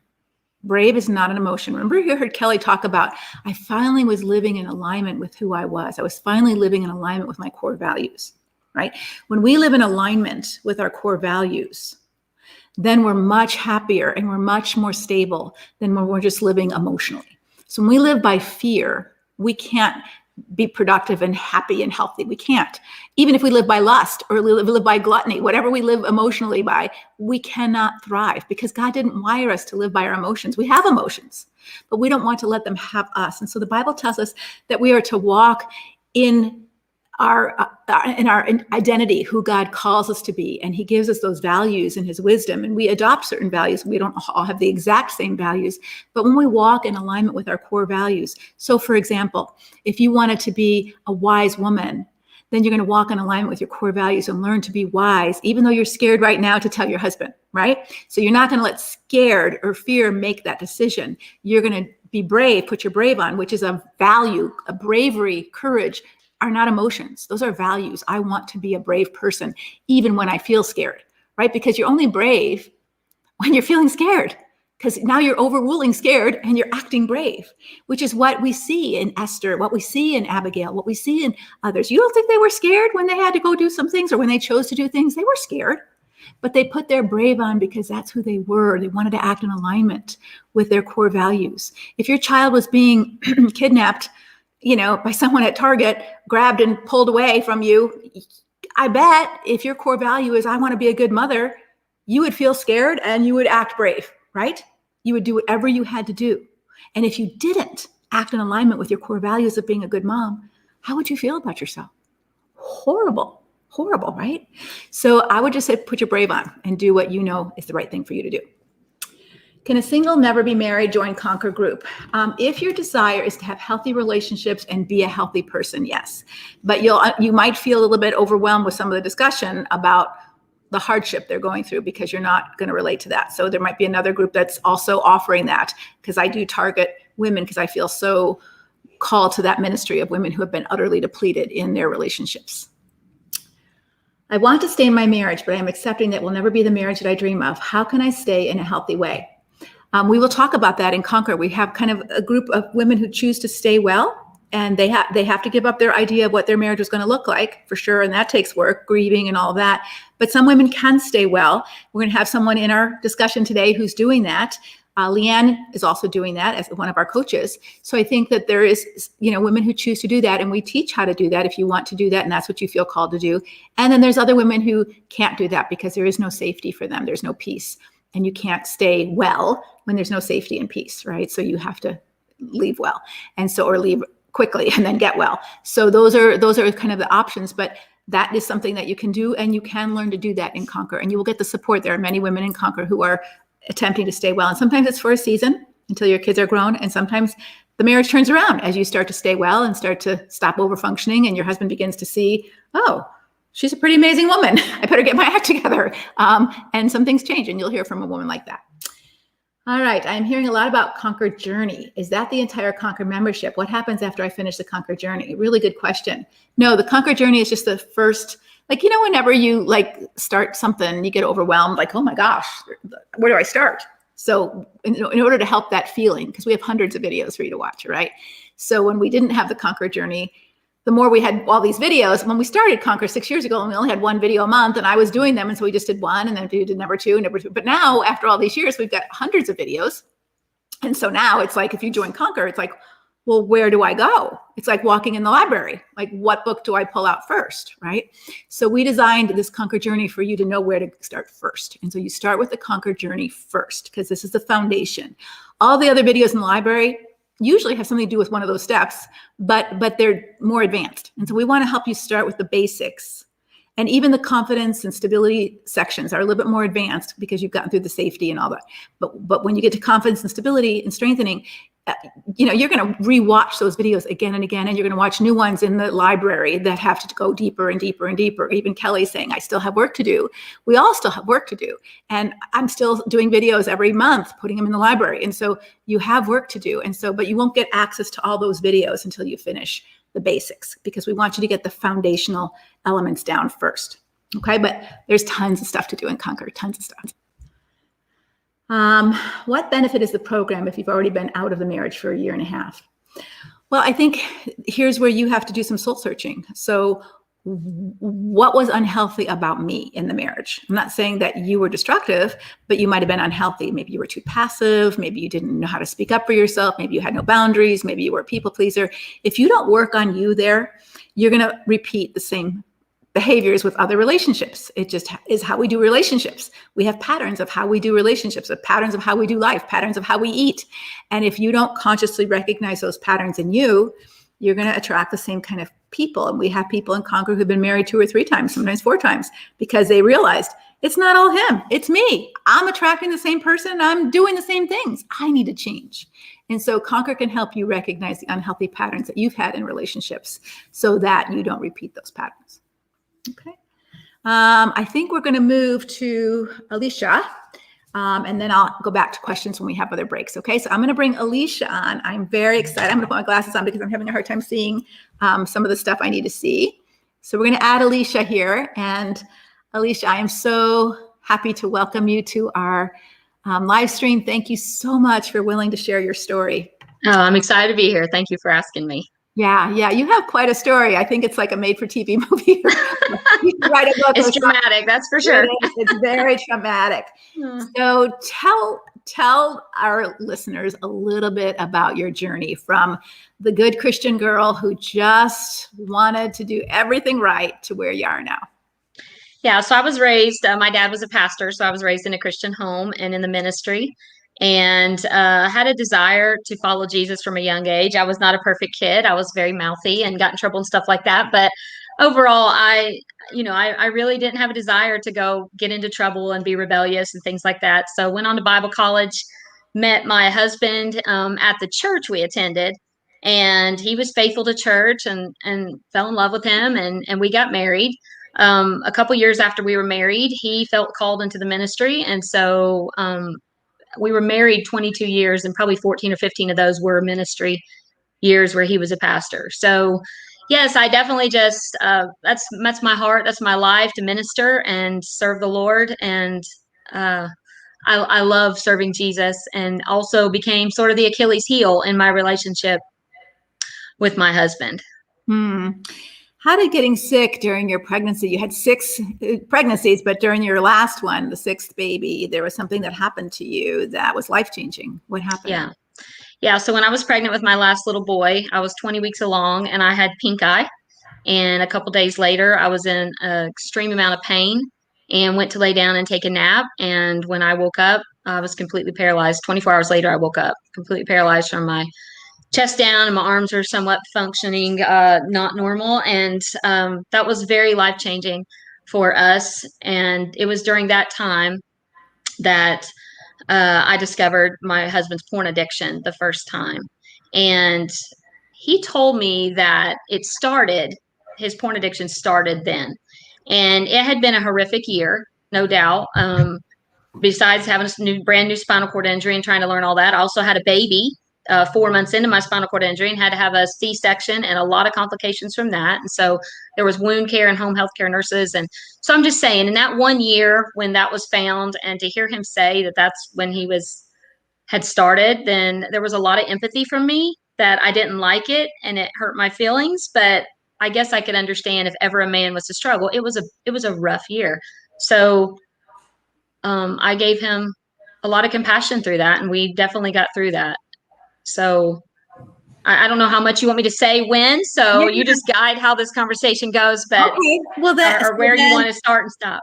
Yeah. So what woke you up to? It wasn't just my poor pastor husband is missing me, and, you know, I am depriving him of something that he used to get. And Well, yeah. Okay. So I remember one of the first times we were going to be back together sexually, and he said, "How's this supposed to work?" And I said, "I don't know. We'll figure it out." You know, I just felt like my body was very broken, but his wasn't. And I just felt like if there's a way we can figure this out, and there are resources for that for us. And I was gung ho. You know, I just felt like I wanted to make him happy. This was all pre-porn knowledge for me.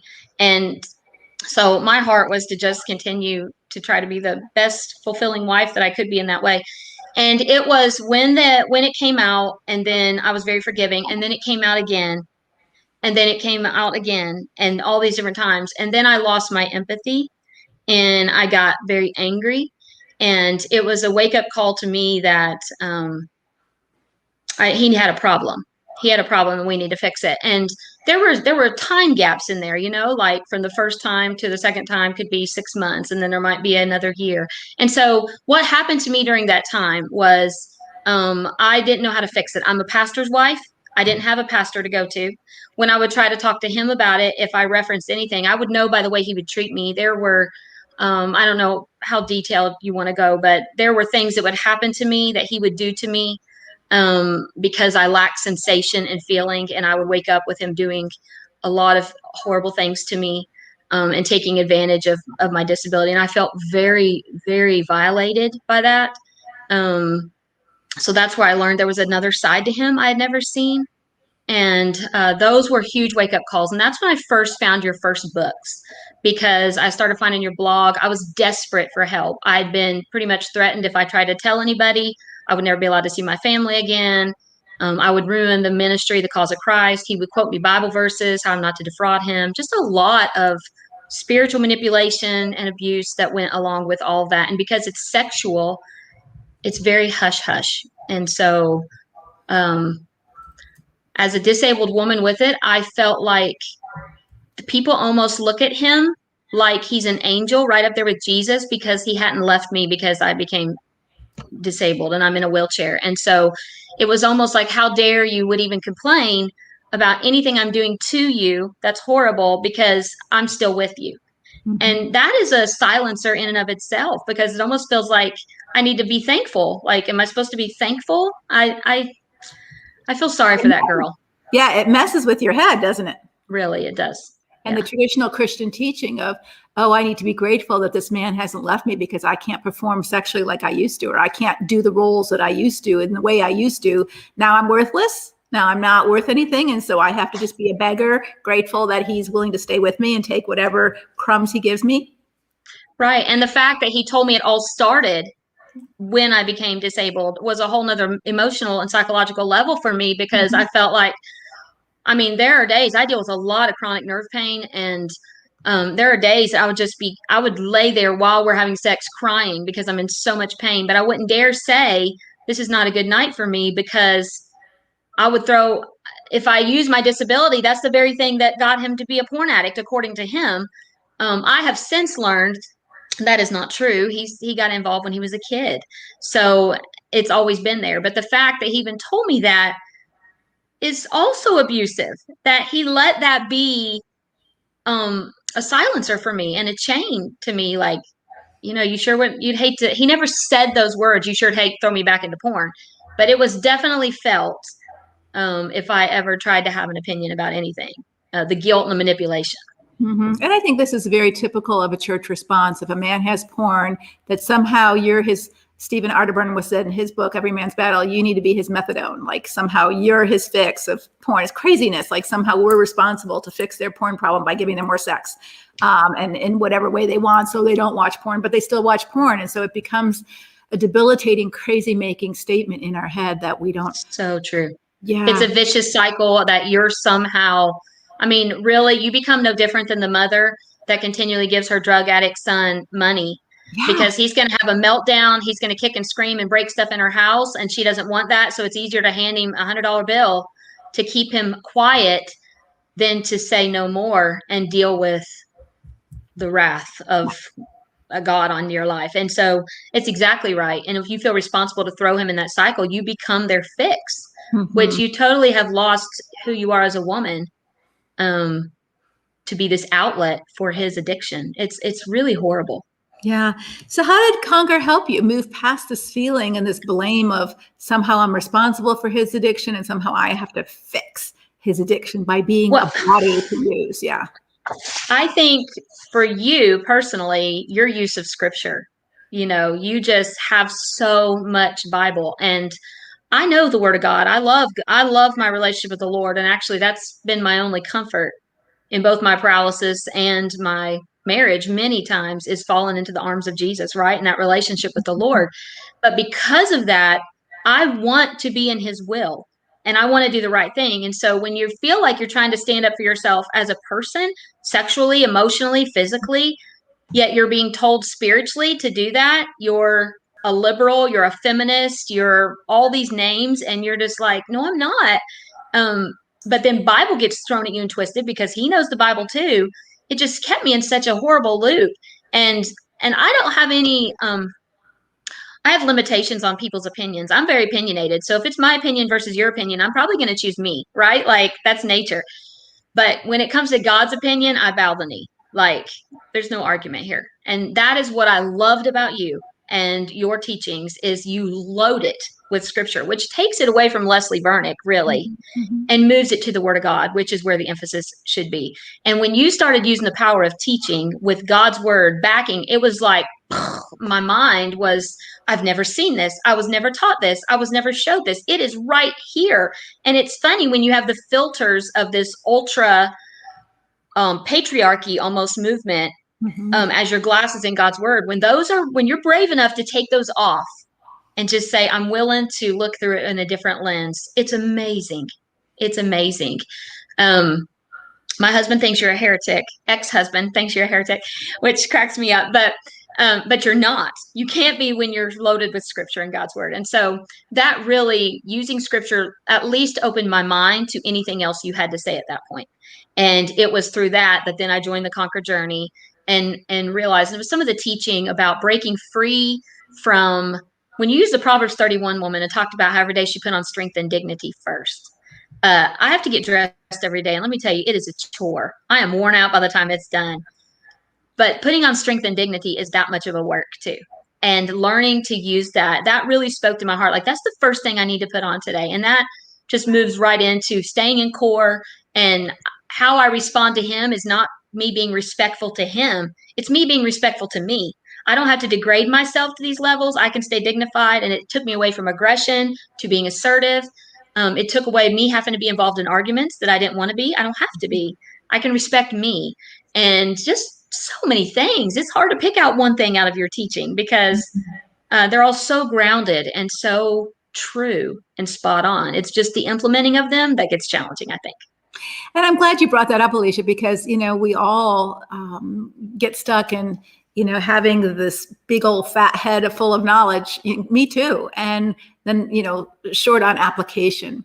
So one of the shifts that we've made in Conquer over the last couple of years is really having these implementation coaching sessions, like our Proverbs 31 challenge, our Proverbs challenge this last month. And we've really worked at helping the women implement, put into practice, what's the next right step? What's the next right step? Take one day and do something, the next right step every day, so that you build that strength.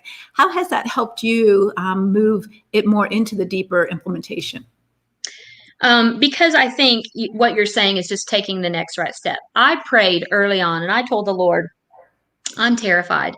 The thought of living alone, the thought of not having somebody for many medical things, I really don't like that. And that's terrifying. And how can I make it? I can't just go get a job at Walmart like everybody else. I'm very limited. And can I keep a roof over my kids' heads? Can I make it? So many. I mean, I was told by him constantly, you'll never make it, right?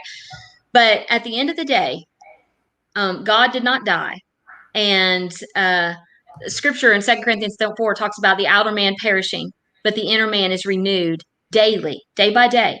And I think, to me, doing the next right thing is I prayed and told the Lord, listen, I'm a simple girl and I overanalyze. So here's the deal. You make it so plain to me. And I promise you, if you make it plain, I'll obey no matter how terrified I am. And he has kept his word. And if I don't have peace about something, I just wait. And then it's like the Lord is like, now's the time. And I'm like, I don't want to do this now. Well, we made a deal.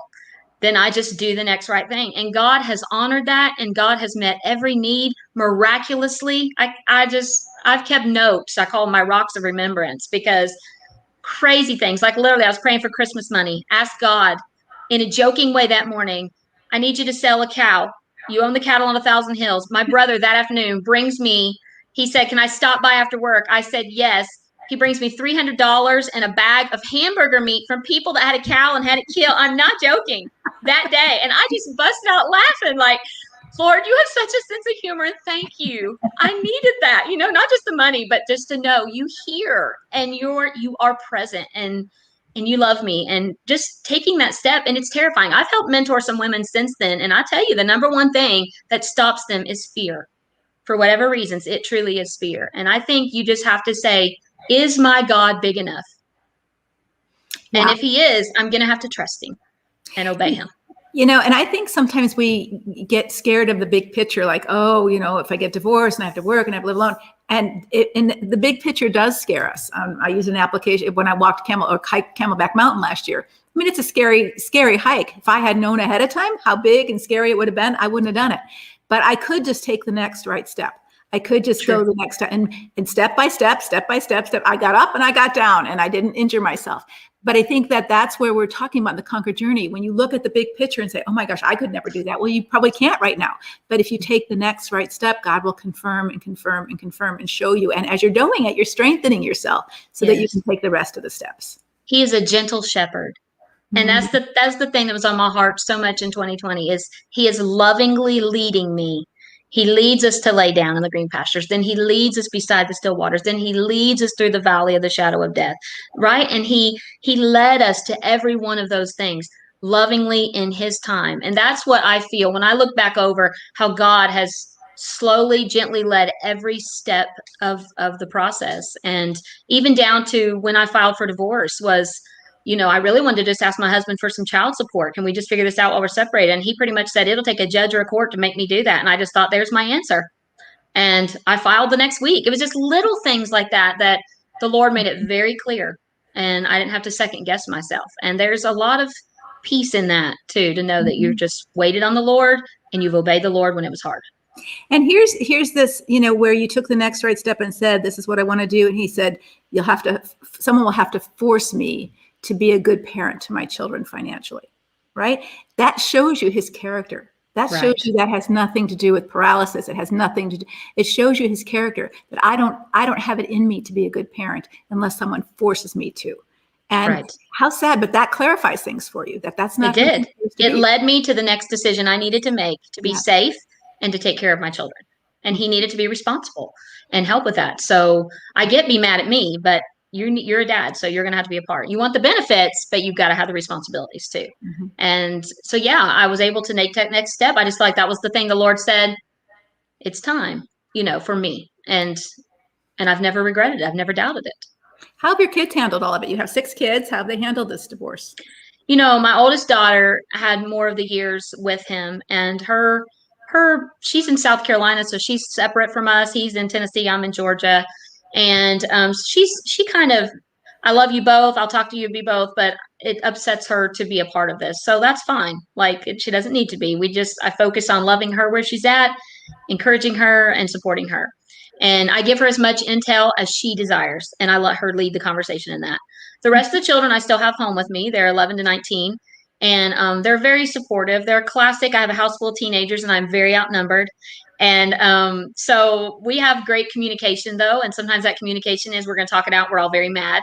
And other times they're all in my room as teenagers laying all over my bed with me. So they're good. They're supportive. They knew it had to happen. They never wanted us to get back together. They do not like that. I just try to encourage that they love him as a father, and we're working with them now. He's never not going to be manipulative, and he's never not going to stop dumping on them with his responsibilities. We had something this week and I had to sit the girls down. Like, I'm either going to deal with this with him, or you're going to have to learn how to say no to manipulation, because they said we feel very manipulated by this. I'm like, There's a fine line. They're 13 and 15. Does mom come in and take care of it with the ex, or do they need to learn? And I think that's a balance. But one of the things I think they do need to learn, he's not going to be the first manipulative man they ever run into. So they're going to have to learn. And I said, I will stay out of it, but you need to have the strength to be truthful. You can be respectful, but you've got to be truthful. And you can say, no, Dad, I don't want to do that. So they're doing well. They say I overanalyze them and I worry way more about them than I should. So I'm like, that's because I'm your mom. So that's probably gonna happen. I do. Yeah, they're phenomenal kids. They're doing great. Good. And how did the church handle it? Our church in South Carolina, where my husband pastored, they have been so supportive, and still people to this day from there are very supportive of the kids and I. Still check in, and I moved to Georgia to be near my brother. I felt like I needed to be near family. But yeah, they were phenomenal. I started attending another church here, and I could not attend there. I was very triggered by many things, and just felt like we couldn't grow there. And the kids agreed. So we found another church that we love, absolutely love. It's been very healing for the kids and I. It's exciting to hear your family on Saturday night say, yay, tomorrow's church, and getting very involved, and people love them and have already been very interested. The youth pastor had a dad that left when he was young, and he was raised by a single godly mom. And he's just always like, Alicia, you're going to be fine. They're going to be fine. So just a lot of support and encouragement. So that's been a blessing. Yeah. And I love that you are confident enough at the place you are right now that you can say, this church won't be good for us. This church would be toxic for us. I'm getting triggered or unhealthy for us, and we need to move on. I don't have to be here. I have choices, and I can act what's in the best interest of me and the kids right now. And I think that's so powerful for a woman who's been choiceless and, submissive and told to do whatever her husband says, to begin to say, I have choices and I need to make wise ones for what's good for us.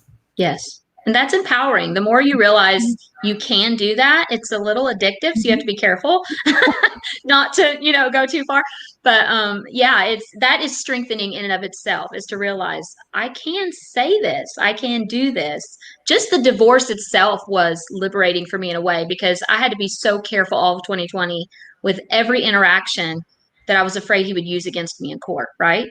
And so just knowing that there was a finality to that has just been a weight off that I didn't even realize was there. And honestly, that's for the children too, because there were threats about custody and visitation based on how much money he had. I mean, there was all this going on all the time.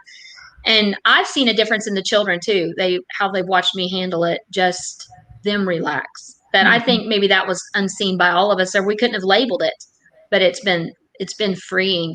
And so, having those choices and knowing I'm not going to get in trouble all the time. Yeah. Well, thank you so much. Yeah, Alicia, you're your welcome. story is phenomenal and your testimony is strong. And we're just so thrilled to see the progress that you've made over your Conquer time together, and that you're, so willing to share your story, because I think, we're not always so willing to share these ugly parts of our life and our family. And so I just appreciate your openness, and thank you. Thank you for having me, and thank you for everything you've done for all of us in these situations. You've been definitely, the Lord has used you as a light. We appreciate it. Thanks so much. Yeah. All right. Take care. All right. So I'm going to pull the next person off. Hold on. All right. Are you loving this? Are you loving hearing stories of real women just like you? And one of the things Alicia said that I think is really important is that what we do in Conquer is very God-centered and very biblically centered, but it might be different than you've been taught and different than you've heard in the past, because we've had a very conservative view of the Bible, and it's been somewhat male oriented. And even when I first started coming out with the teaching about David and Bathsheba, I was labeled a heretic because I said, no, Bathsheba and David didn't have an affair. They didn't have an affair. She was raped. And even now when I talk about that, I still get looks from pastors like, what is she talking about? And the Bible never says they had an affair. And yet, because it was interpreted and translated in the way, the abuse of power just was totally missed. When Nathan confronted David, he didn't confront him about adultery. He didn't confront Bathsheba at all because she was a victim. He confronted David and said, David, you abused your power. You took power over something that wasn't yours to take. And so God hates the abuse of power. He hated it when David did it, and he doesn't want his leaders to do it. When he taught his disciples headship, he said, guys, I don't want you to rule over others like a bully, like the Gentiles do. That's not so with you. If you want to be the leader, you serve first. Be the leader in servanthood. And so when we get this interpretation of headship, meaning I get to tell you what to do and I get to shut off all your choices because I'm the leader of this home and therefore you can't say no, is an incorrect misapplication of biblical headship and leadership. It's nowhere in the scriptures defined that way. And so I think it's so important for us to understand the heart of God, the character of God, and the counsel of God in the totality of scripture, not just taking one verse and trying to make a whole point out of that verse. And so that's what we try to do in Conquer. So if that's important to you, you will find fresh water here, fresh water that will help you stay true to your faith and stay close to God, but see him in a new way. God is always, never, ever in the Old Testament or New, is God on the side of the bully. He is never on the side of the bully, the oppressor, the Bible calls it. So if you just Google oppressor, how many times do you read about oppressor in Psalms? God is against the oppressor, and he's always for the oppressed, the one who's under the thumb of the bully. He's for you. He's not against you. He wants to help you. Now, I'm going to invite my coach, Diana, to come forth. She is a friend and a coach on our team, and she is going to talk about the more hidden forms of abuse called covert abuse. Many of you come to Conquer, and it's so hard for you to even own that you're in an abusive relationship because the abuse is so much more hidden and subtle and kind of under the radar that it's really hard to put your finger on exactly what it is that he's doing that's so harmful. And yet you feel it in your body, you feel it in your spirit, and it's hard to talk about it though. And so I'm going to invite Diana up. Hold on. Hi, Diana. Hello. I'm so glad you're here. And Diana's going to take some time and just talk about covert abuse. And I'm going to give her the full screen, and I'm going to remove myself so she can just talk directly to you, and I'll be back in a couple minutes. All right, Diana, thanks. I'm good. Okay. Hello, everyone. I'm so glad to be here with you today. And first, I just want to introduce myself. My name's Diana Balla. I'm in Ohio, and I'm on Leslie's coaching team. And I've had the pleasure of working with Leslie for over maybe the past 5 years now. And my background is in clinical counseling, and now I have developed also a specialty in coaching, and it's specifically working in destructive relationships. And so much of the work that I do is to that end, and also maybe in the area of trauma as well. And you know, I started down this path because I really wanted to experience the power of the Holy Spirit in transforming lives. And I felt like God had changed my life. Long story short, a friend introduced me to Leslie's book so that I could learn some strategies and really understand what she was going through and apply some of that to my own life. And through that, I began mentoring with Leslie. And really, women's empowerment is a passion of mine. And I just love this community. And through doing the work for the past 25 years of working with individuals, I see the power of community. And I love what I see that is planned and prepared here for us through Leslie. She's been a student of the Word of God, and I have not seen the scriptures applied in such an accurate and truthful way in the role of women and how they are played out, to be played out in our lives. And as she had just got done speaking about just the manipulation of scripture and how confused we can become when we're being taught, misled, and taught inappropriately what our roles are, and that leads us to succumb to abuse. I just kind of want to share with you that she's the real deal. I've watched Leslie and empower women in her lives. She's a champion of women, giving of her time and attention. But I also want to encourage you, for those of you that are considering the journey and that are on the journey with us, you will learn to put your brave on, because she will ask you to take those gentle nudges and dip into the material and learn and apply it to your lives in a way that can empower you and transform you. And as Alicia said, sometimes there's a lot of fear involved, but stepping into it in community with women around you and for you, and the wonderful staff and team that we have here, you won't be alone in this journey. You will feel supported and validated. And many of you, I believe this is true, have felt so alone because maybe the people in your community, your family or friends just don't see it. And as soon as Leslie gets back, I'll dip into my talking about covert abuse. And many of you who are experiencing this form of abuse feel very alone in it because it's very hidden, and you are the only one that really sees what's going on. Glad to have you back, Leslie. Thanks. Yeah. And I'm so glad you're talking about this topic, because I think probably, over 50% of our women are experiencing more of the covert kind of abuse. And so they don't even know how to describe it to their pastor or their counselor. So, I did look up some scriptures, like you had just said, just manipulate, or just Google. And I Googled manipulation, and I pulled up some scriptures. And to be truthful, I think at the heart of abuse, maybe all abuse, is pride, but especially with covert abuse, because when there's a spirit of pride, we feel like we're good and we don't see our bad, which is the opposite of the gospel. And so there's a deception there. There's a deception of ourselves and a deception toward others.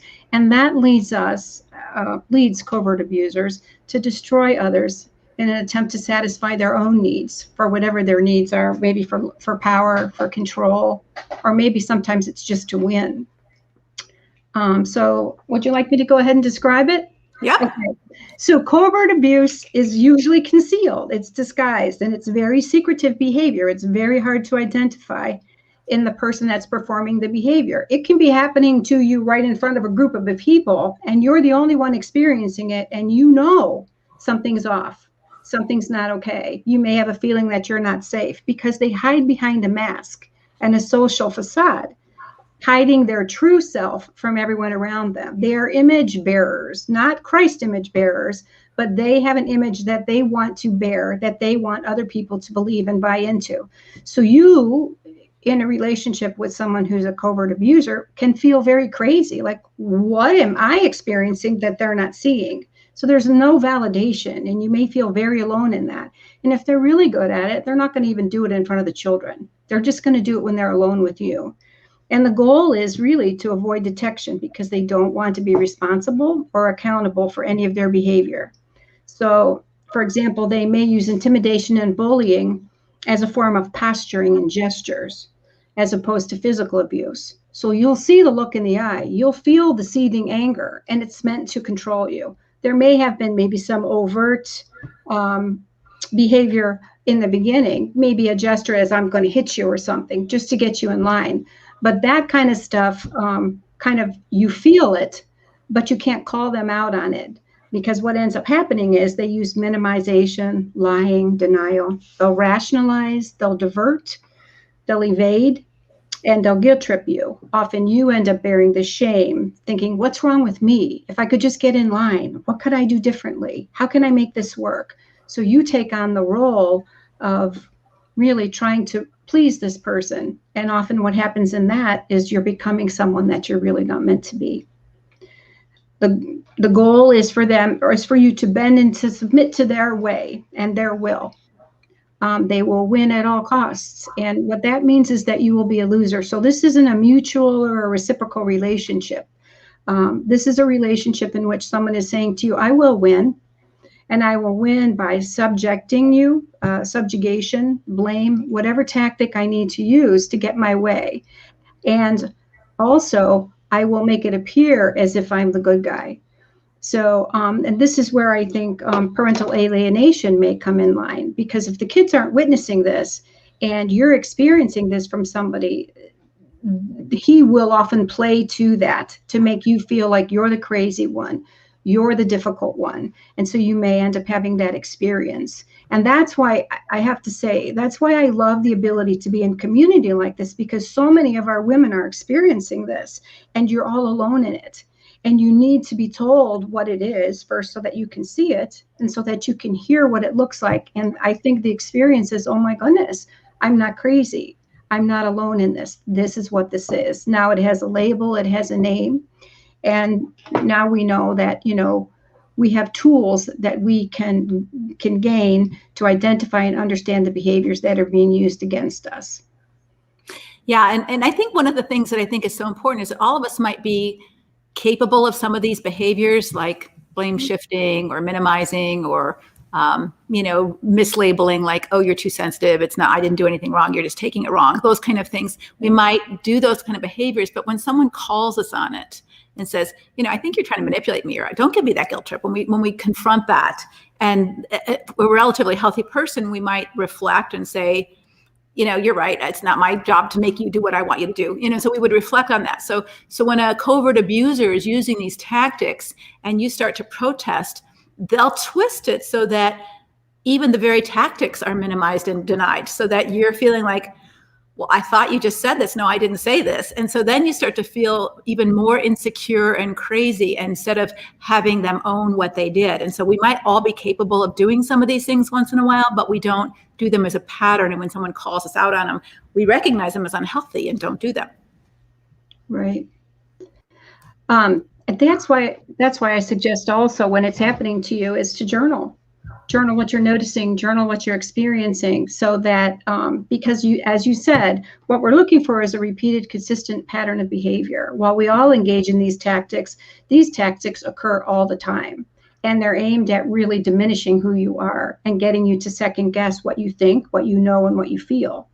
So then you buy into their reality instead of the reality of what you're experiencing. And that's how control is maintained. Say that again. This is so important. I just want you to be able to write it down, because I think this is exactly what happens to you. So say that again, Diana.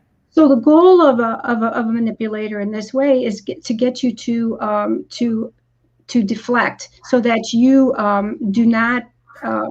you don't understand. What was I saying? I can't remember what I was saying.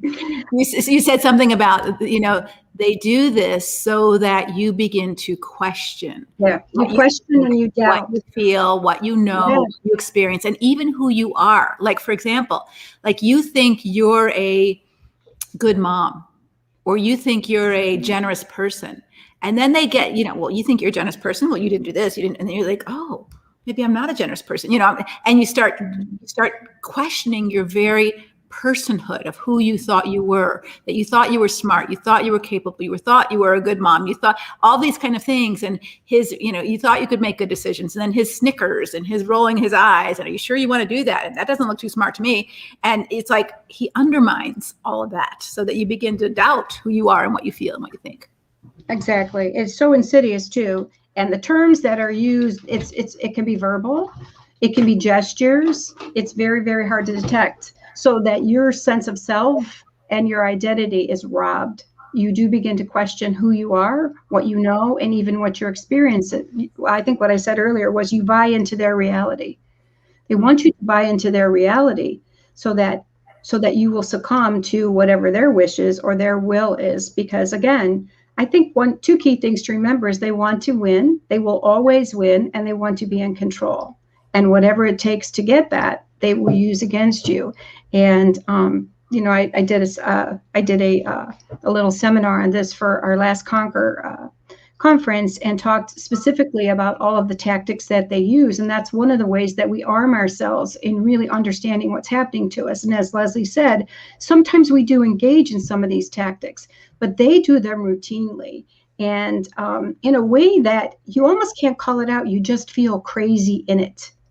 And so you start to doubt yourself, you lose yourself. And I think what ends up happening in that experience is you shut down, because it's very confusing, it's very painful.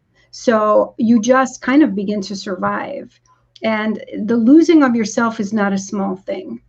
And that's another reason why I love a part of what we do in Conquer, is helping you to identify your sense of self and understand who you are and develop a strength, because you've often lost that in a very destructive relationship.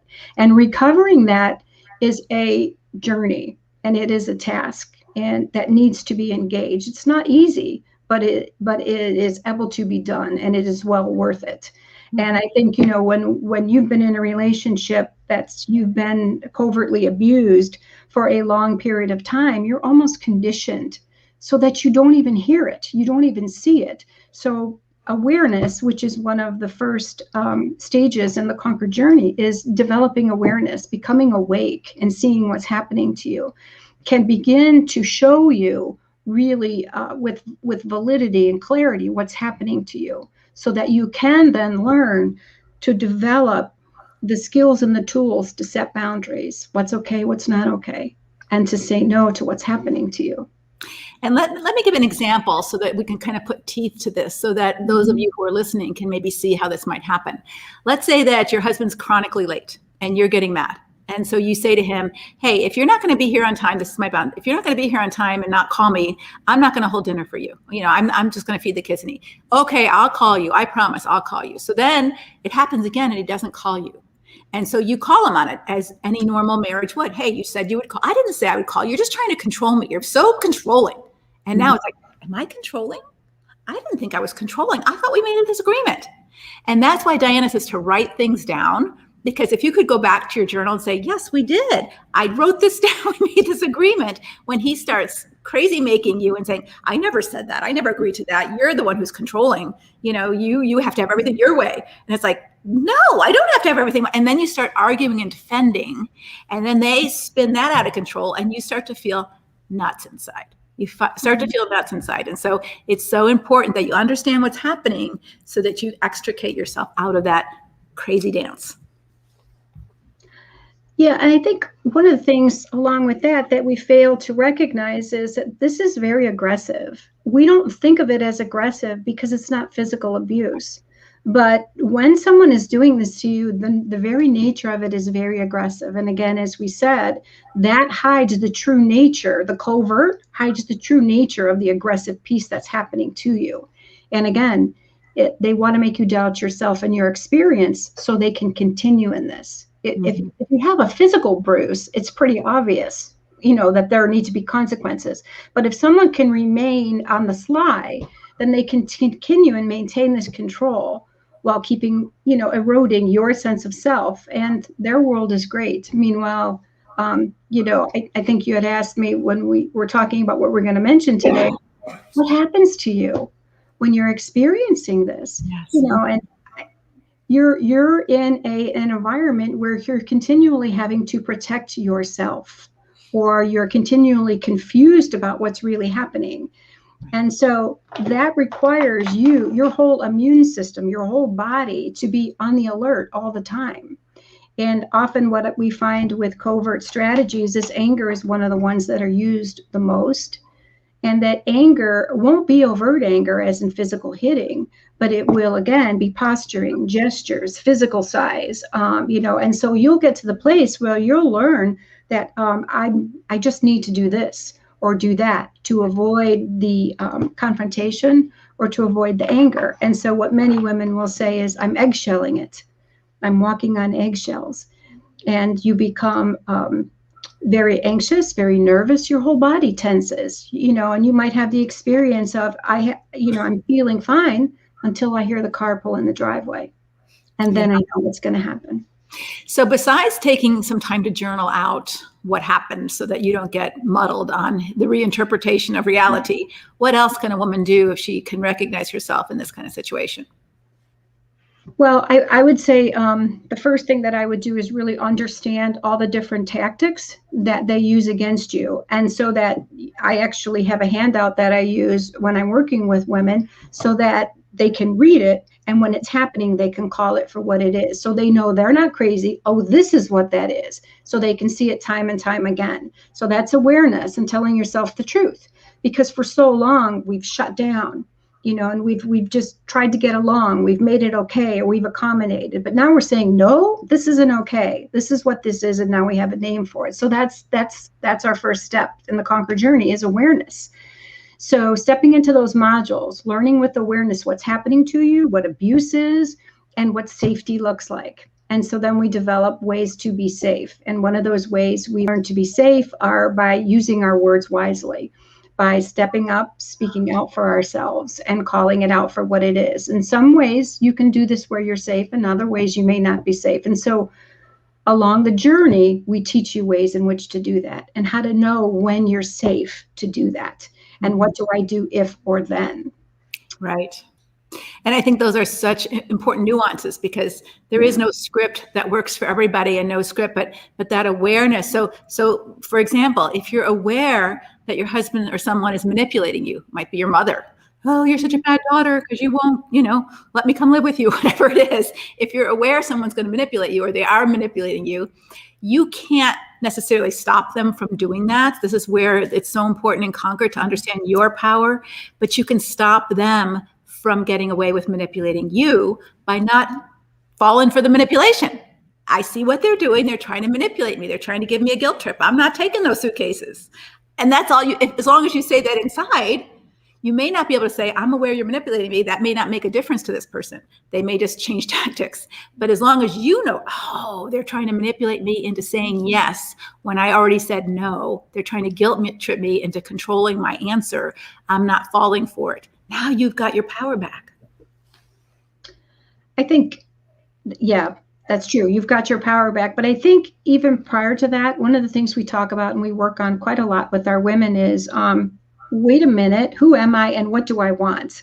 What do I want and what do I not want? Because you've lost that. Remember, you're trying to please the covert abuser. You're trying to stop it from happening. So you're doing everything to go along just to get along.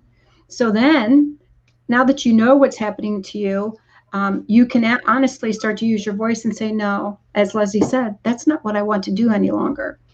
And you begin to take back the life that God had intended for you. Because God didn't call us to follow our husbands. He called us to follow him. And we're supposed to be God-directed in our hearts and minds. And when we've given over this power to them, we've allowed someone else to dictate what our life will look like in Christ. I think that's the most empowering piece that I love about all of this, is we don't recognize along the way where we've lost focus. And in an attempt to stay safe and to please, in essence, we've kind of idealized our spouses, and we've done whatever it is to please them, maybe at the expense of what God is calling us to do and who he's calling us to be. So well said. You know, and I've talked about being a husband-centered woman instead of a God-centered woman. And that's exactly the picture that you're just painting, that God is asking you to be a husband-centered woman. He's asking you to be a God-centered woman. And out of that, then do the right thing, whatever that is. And your job is to have your husband's welfare in mind, but it's not in his welfare to allow him to stay a covert abuser. No. Versus it's not in your welfare either, but it's not even in his welfare. No, God has not called us to a relationship of intimidation, fear, and control. He's called us to freedom in Christ. And that is not the depiction. I mean, so many of us and Christians in the church have really looked at leadership in the wrong way. And it isn't leadership, as you had said earlier, is love. And I have a note here that I often repeat to women. We're called to be cherished, loved, celebrated, protected, provided for. And we get to be authentic, right? Mm-hmm. And leadership, as I see leadership, you know, and so I'm a leader in Conquer, and I see leadership not as you do what I say because I'm the leader and I'm the boss, and so you have no voice and you have no power. That's not leadership. That's bullying. Leadership is lifting people up so that they can become all that God called them to be. That's what leaders do. That's what good leaders do. That's what biblical leaders do. And so when someone misuses scripture and defines that as biblical leadership to squash and oppress and get their own way, the Bible defines that as selfishness, not leadership. And so I think we really need to be clear on those terms so that we don't allow ourselves to get muddled and confused. Absolutely. And that's, again, you know, like we are called to be the best version of ourselves. And so as you begin to understand and learn ways in which the relationships are in your life are not serving you and are destructing you, we can join with other people who are helping us on that journey to be the best version of ourselves. Yeah. Well, Diane, thank you so much for giving your time and helping us to understand covert abuse. It's not, it's aggression, but it's not overt. It's not obvious. And so no one's going to see it. It's hidden. It's like pinching you under the table and no one sees. And you're like, oh, you can't even say ouch because nobody saw it, versus punching you on the top of the table. And so it's hidden so that they still look great on the top side of the table, and underneath they're kicking your shins like crazy or pinching you. And you're like, what do I do? How do I react? You know, and it's so hard. And so we talk a lot about this in Conquer to help you to get strong and to be able to see if it's safe enough for you to speak out. And if not, then what else can you do to stay sane and safe? So thanks so much for your time. All right, take care. Bye-bye.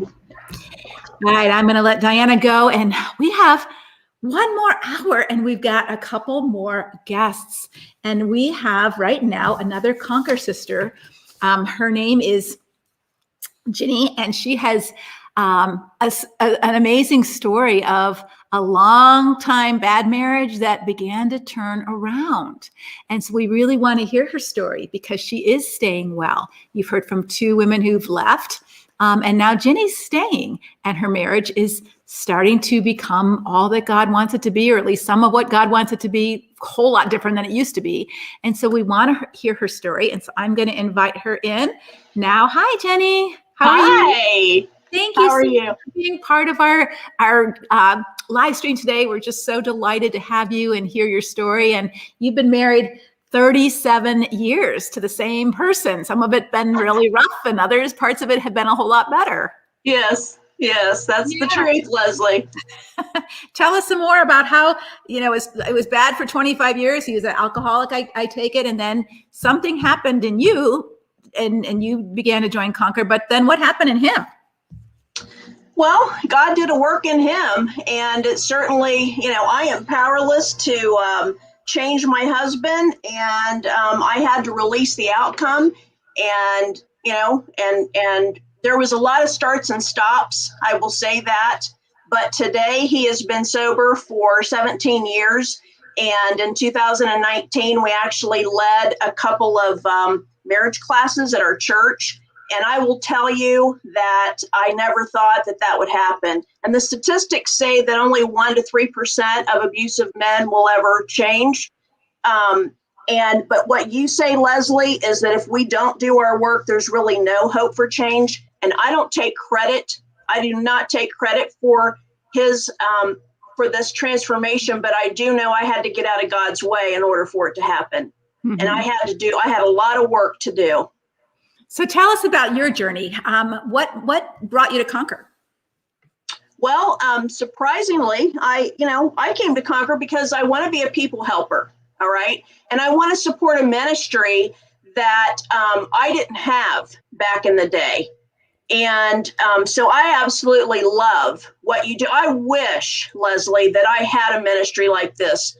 And I talk about, in my time, I was going around, pecking around like a chicken, trying to get a little help here, a little help there, here, a little help. And even the help that I would find, I was alone. And in Conquer, there is a community and a support system and the educational videos.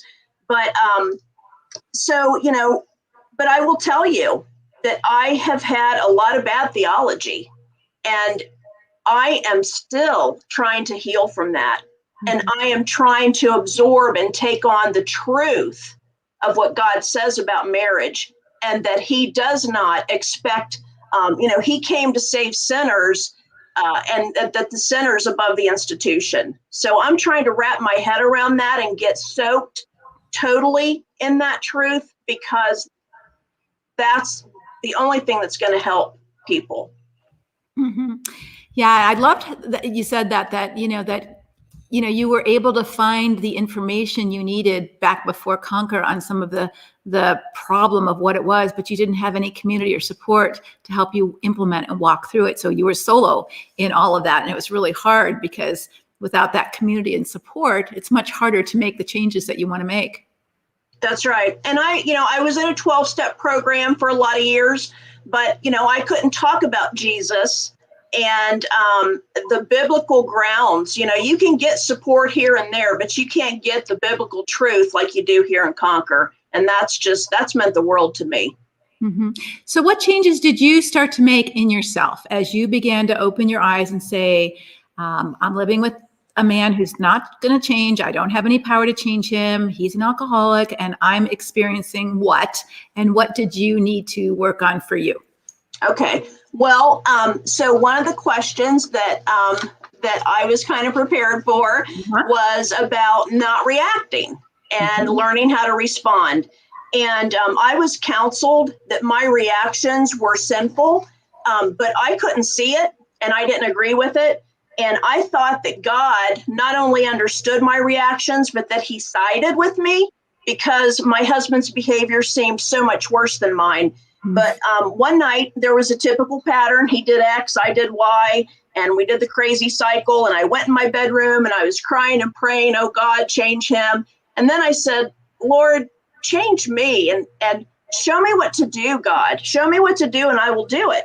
So I flipped open my Bible to 2 Corinthians 2, 7 through 9. And there was a section that, about forgiveness for the sinner. And again, it was just a flip and pick, but it was kind of, the words were to forgive him so that he won't be overwhelmed by excessive sorrow. But here was the kicker. The reason I wrote you was to see if you would be obedient in everything in order that Satan might not outwit us.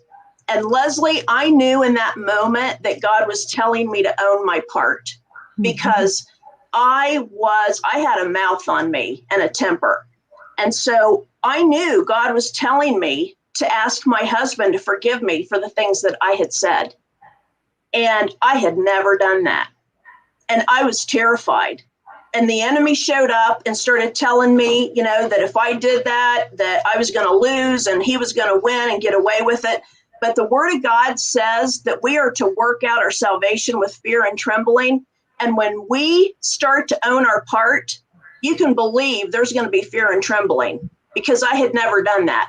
Okay. And it didn't feel natural. And some sisters need to learn how to speak up, but I was a sister who needed to learn how to shut up.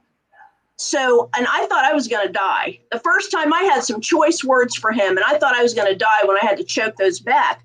But I went out in the living room and I said, I'm sorry, I was wrong for XYZ. Will you forgive me? And he grunted something and under his breath, and I ran back to the bedroom. And the minute I went into my room, I knew, and I closed that door, I knew I had obeyed God for the very first time by owning my sin. Yeah. And he visited me in a way that I had never felt before. And his presence was so strong, I became addicted to obedience. And what I know today is that obedience is God's love language. And when I laid down my right to be bitter, I got better. And I lived under the reciprocity of God's love for me like a waterfall. And that's how I stayed well, Leslie. I did have to learn how to set boundaries and how to detach. And I didn't snuggle up to abuse, but it was really a God walk. And I had to stop blaming my husband for my ungodly behavior. And I took those logs out of my eyes, and the Lord helped me build a new life with them. That's an amazing story. And I'm so glad you shared, because I think it is so tempting when we've been so wronged to feel justified in retaliating. Satan does get a foothold, and Satan wins. Nobody wins, but Satan. Evil wins. Yes. And the Lord tells us, do not be overcome by evil, but overcome evil with good. But one distinction I just want to help the women make: it was not your fault that he acted that way, and it wasn't his fault that you acted that way. That's why you said, I have to own my own stuff. I don't have to act this way. I just reacted because I felt justified. I feel justified in hurting you when you hurt me. And abusers use the same excuses, and I don't give them that pass either. And so we certainly don't let victims have a pass at being ugly back just because he was ugly to you. And so I think this is really important part of, as you do your work and you take the next right step, that one step of obedience. I'm going to go in and apologize, as hard as it was, like gravel in my teeth. I'm going to go do it, Lord. And he blessed that. That was your next. Yeah. Yeah. I love what you said. Say it again. The last sentence that you said about, I'm addicted to obedience. Yeah. Because the Lord met me, Leslie. And I will tell you that when you get the joy of the Lord became my strength, and getting your peace and your joy and your core strength, building yourself up so that you're not reacting to those tactics. That is some holy revenge, girl. That is some holy revenge. There is more than one way to skin a cat. And when we start to rise up, oh, daughter of God, rise up. And he can do that, but we can't do that on our own. We need these tools. We need community. We need biblical teaching. We need deprogramming from the garbage theology that we've learned. But there is help and there is hope. So as you began to take your side of the street instead of focusing on his side of the street, his side of the street was wicked, but your side of the street was reactive and becoming wicked too. So when you started to own yourself, hey, I don't want to be that kind of person. That's not the woman I want to be in this situation. This isn't how I want to show up. What began to change in your relationship? Well,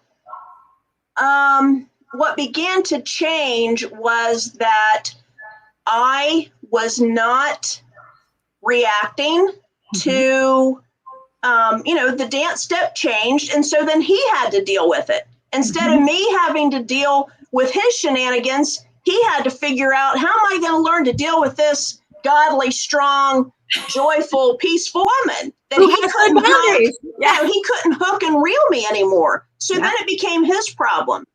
He had something to deal with. Exactly. And that's so beautiful that he couldn't hook and reel me anymore. So now he's got to decide how he wants to dance. That's right. That's right. And I had to allow consequences,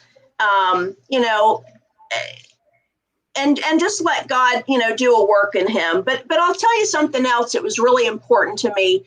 There was a question about how did I grow? How did I grow in the dark times? And I got to tell you, growing was my saving grace, because growing is the opposite of dying. And trying to change my husband was an exercise in dying. And the more I tried to control, fix, and manipulate him, the more I lost myself. And when I stopped trying to manage him, I had to take a look at my life to figure out what I liked, what I needed, what self-care looked like. And I became a student of what it meant, to become whole. And an area that I needed work was soul healing. And you talk about the fact that addiction is not a marriage problem, and I couldn't agree more. But another thing that's not a marriage problem is self-loathing. And I married a broken man because I was a broken woman. And I was hoping that my husband could love away the parts of me that I hated about myself. And, but that's not his job. Even in a healthy marriage, I need to find my worth in Christ. And so looking at my soul wounds was critical. And the Lord helped me to go back and look at my family of origin and identify the messages that I believed as a little girl that were false. Because my dad he left when I was 10 years old for another woman. And the enemy told me that I was worth less than her. Okay. So I took on a self-image of being worthless.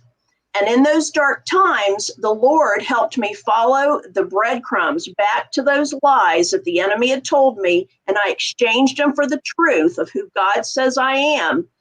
And I began to rise up in that. And I learned that I was worthy and valuable and precious. So when critical words came flying across the room, I didn't identify with those anymore. And they lost their power. They lost their power to crush me. And I would put up that shield of faith and they would break against it because I no longer was identifying with a distorted view that a sick man had of me. Jenny, that is so good and so healing and so spot on when I tell you all in Conquer, hey, focus on doing your own work. Focus on doing your own work, because as she did her own work, her marriage wasn't better yet. It wasn't better for a long time, but she was just focused on, hey, I'm not going to help him and I'm not going to save my marriage. I'm just going to work on me. I'm going to heal these soul wounds. I'm going to learn how to stop reacting. I'm going to set some good boundaries. I'm going to detach from my need with a big old capital NEED for my husband to validate me and love me in order for me to feel like a worthy person. I don't need that anymore. God is going to do that for me. And as she began to get healthier and stronger and more godly, he lost complete power over her to wreck her life or make her feel unhappy or miserable. She didn't have a great marriage at all, but she was a whole happy person. Yes, that is right. That is right. And, there was another question about, how did I keep hope in my marriage? And, I couldn't afford to put hope in my marriage. I had to put it in God. I had to put my hope in God. And my focus was just to be the woman God wanted me to be. And so I had to stop measuring the changes that my husband was or wasn't making. And I had to start measuring my own. And every step I took toward God and growth were keys to freedom. And rather than seeking my husband's approval, I sought God's approval, and he proved faithful, and he was responsive to me. And while I prayed for a marriage and I prayed for my husband, my hope was in whatever God had for me. But that didn't mean that I snuggled up to abuse or enabled it.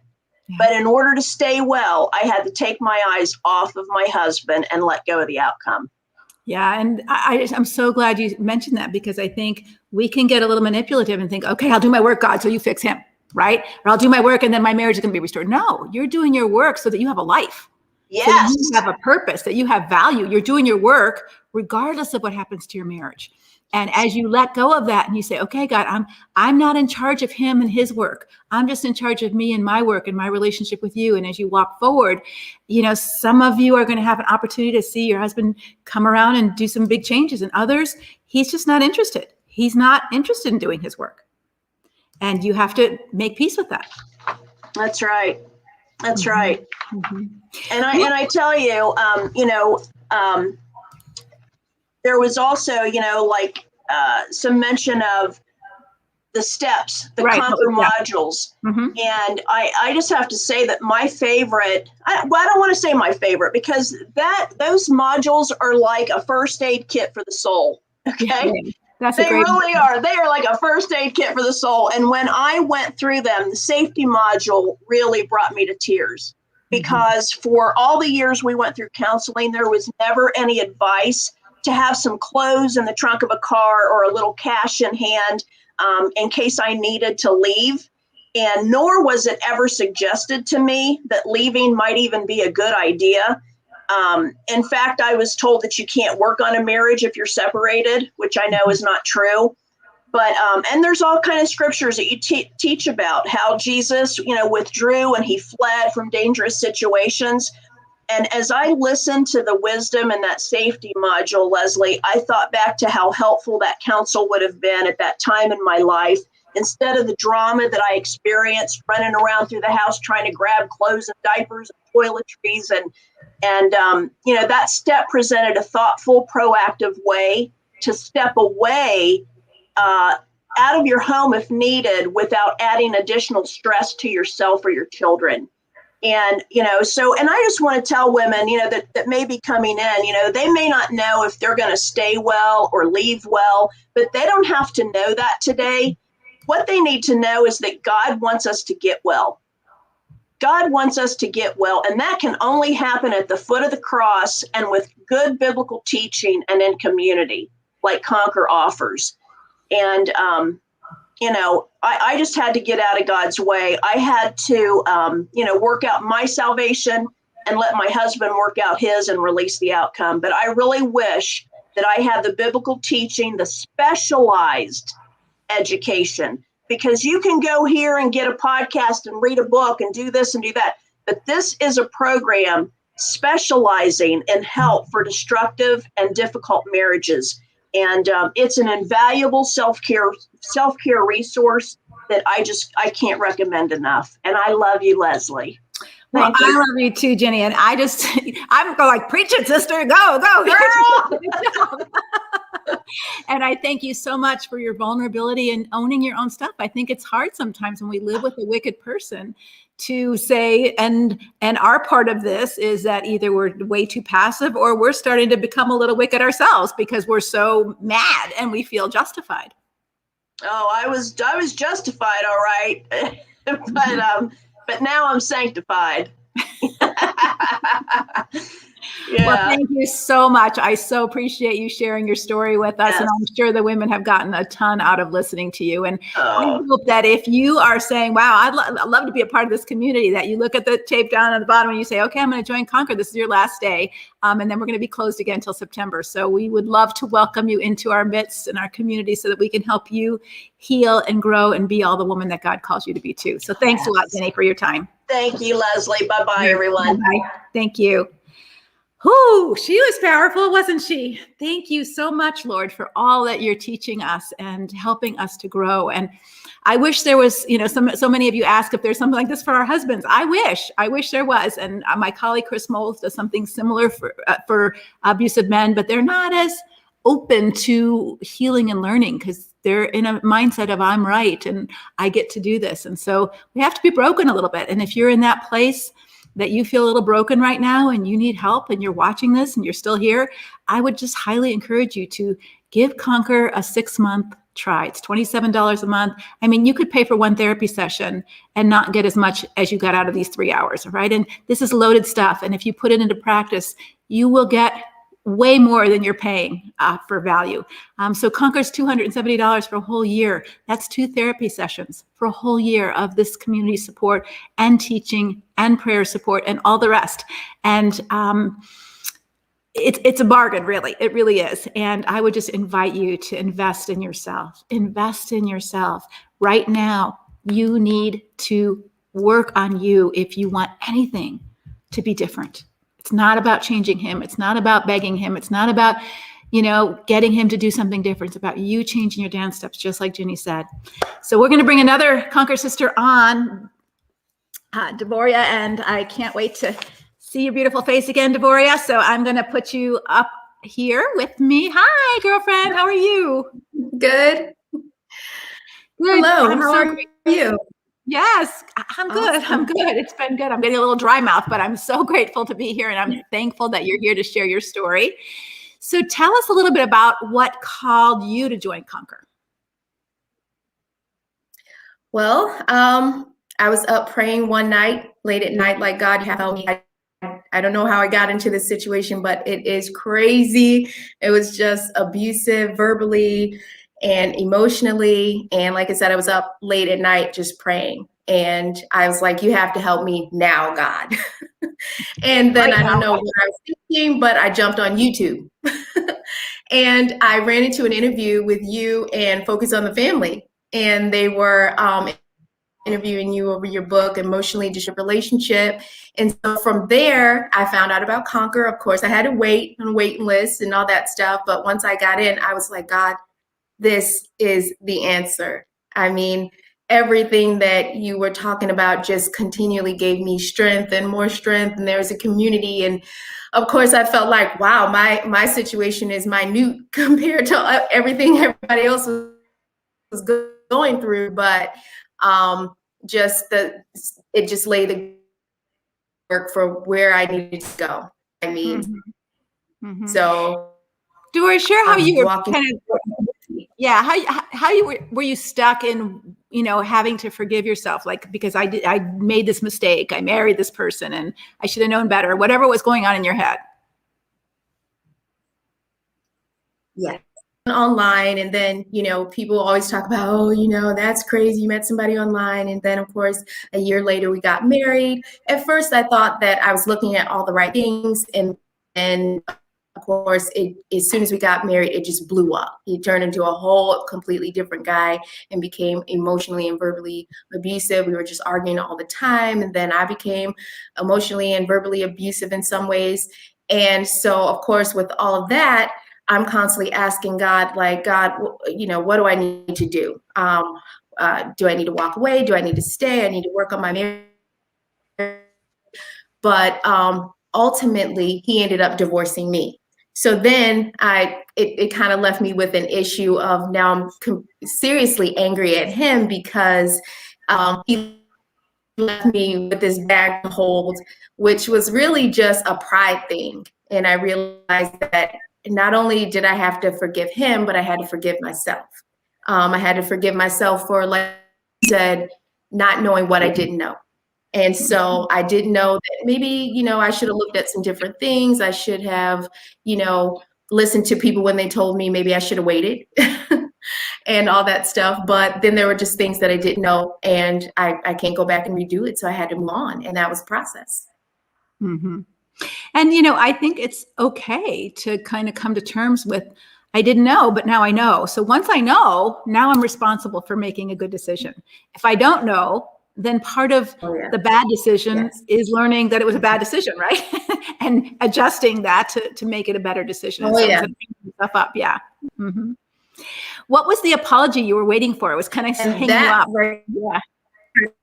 Well, I was waiting for an apology for things that he had said to me, just him to come back and admit that he was wrong and I was right. And, that I didn't deserve to be treated that way. And like Jenny said, I was up praying that God, please make him come back and give me an apology. But then, just like God made me look at like Deboriah, he never comes back and give an apology. And that confirmation came through Conquer. He said the same thing. Can you be okay if he never gives you an apology? And at first I'm like, no, I can't. I want my apology. I deserve to get an apology. He did me wrong and he left me holding the bag by divorcing me. And so it was a process once again. I mean, I had to, on a daily basis, remind myself that, he's a person just like me. He makes mistakes and that, his mistakes is between him and God, and that's his work to do. And let me just remind myself that, I'm going to say that I forgive him, even though in this moment, I don't want to, I don't feel like I want to, but I would just say, I forgive him. I forgive him for things that he said. I forgive him for the way that he treated me. And little by little, my heart started to go in that direction too. Yeah, because I think this is where, you're saying, this is the kind of person I want to be. Do I feel it right now? No, but this is the actions I want to take because this is the person I want to be. So identity starts to drive your actions versus emotions. That's right. And that was really a critical part of your healing. But I also think, when we are needing another person to do something, especially that person who hurt us, mm-hmm. If we're needing them to do something for our healing, we're in big trouble. Oh, yeah. Because likely we're not going to get it. If we need them to apologize, or we need them to change, or we need them to be sorry, in order for us to be healed and grow, we might be waiting our whole life and never get that. True. Never get that apology, never get that, I'm so sorry, will you forgive me? We never get that. And so you're right to say, I can't put my well-being on his shoulders. That's right. Yeah. Yeah. So tell us how you are, you're one of our Conquer mentors, and I so appreciate your contribution. So when newbies come into the Conquer site, you're going to see Deboriah giving you some encouragement and some prayer support. But how has it benefited you to just give back to the community? Well, just being the positive person, because a lot of times when people come into the community, they're just hurting so much and they're going through so much. And one of the gifts that I believe that God gave me is a gift of encouragement, just not to just say minimize their situation, but just to encourage them, saying, hey, we've all come from a hard place and it's going to take some time, of course, but you'll get there if you continue on and conquer. I mean, we're here for you 24 hours a day. There's somebody that will be willing to read what you have to say, to listen to you vent, and to give you encouragement. Mm-hmm, mm-hmm. How are you using some of the things that you've learned in Conquer as a parent? You mentioned that you're using some of the core strength stuff with your son. And so I think other women would find that really helpful, that it's not just for you, it's helping you be a better mom and helping him hopefully be more mature. Right. And I mean, first of all, it's so hard to just see some of those destructive, behaviors show up in your own child, but just to not jade, justify, argue. And I always get the D one messed up. Was it defend or, yeah. And so just to not get caught up in that place of doing all that, and just to state, hey, this is where I'm coming from. This is what I need you to do. And don't make it personal. To just be loving still to my own son. And that was a hard one after everything that has happened, to basically step out and still figure out, how do you still love this person? But at the same time, you have to create boundaries, and there's going to be consequences, but you don't completely just close yourself off as a parent. And that was just so difficult. I'm still working on it, but I think I'm getting better. Mm-hmm. And I love that you're honest with that. So here's Deboriah. She's a Conquer mentor, and she doesn't have everything together all of the time, every place yet. And I am the leader, and I don't either. And so I think it's freeing to be able to say, we're all still learning, we're still growing, we're still processing, we're still figuring it out. And that's part of the beauty of our community, is no one has to be perfect. You're just learning and becoming aware of where you have a weak spot or where you fell down, and you pull yourself back up, and your Conquer sisters help you, and you keep going. You don't beat yourself up. You don't get into a hole and stay there. You just keep moving through. And yes, and then once I'm on the Conquer site and I let people know, hey, this is what I'm dealing with, just, they come with all the encouragement to me, the same encouragement that I give to them. And it's just so heartwarming and healing. And I'm just so thankful for that. Because I still realize I still need that. I mean, even though I have left well from, my marriage, but I still need Conquer in that way to help me get through, being a parent and the issues that I'm dealing with that. Absolutely. And I love our community that way. And again, we're not perfect. Some people feel that they don't always get heard, and we're not perfect in responding. So that's part of what we have to learn. And we're honest. Hey, I feel this, or I feel that. But to be able to be honest with, oh, I just blew it with my kid and I said this, or I called him an name. Just pray for me, please. And we can be honest, and nobody is saying, oh, why did you do that, you bad person? And so I just think it's so important to have that space where we can be our authentic self, good and bad, and be encouraged to continue to grow. That's right. And so as I walk through those steps still in Conquer still have to create a safety plan, and because at first I was like, well, what am I going to do? I thought that I was, in a whole new arena because it was my kid and not my husband. But after a while, it started to, become obvious to me, Deboriah, you have the tools, and you have the tools available to you to help strengthen you and to walk through this process of parenting a kid that may be destructive. And so I started the steps once again, and just, realizing that, hey, I have to create, first of all, awakening to what was going on all over again, and not, being so angry about that, and forgiving, and then realizing that I have some work to do. I'm not a perfect parent, even though as a parent, I thought that, hey, I have a lot together, but then realizing areas that I needed to strengthen, and that I need to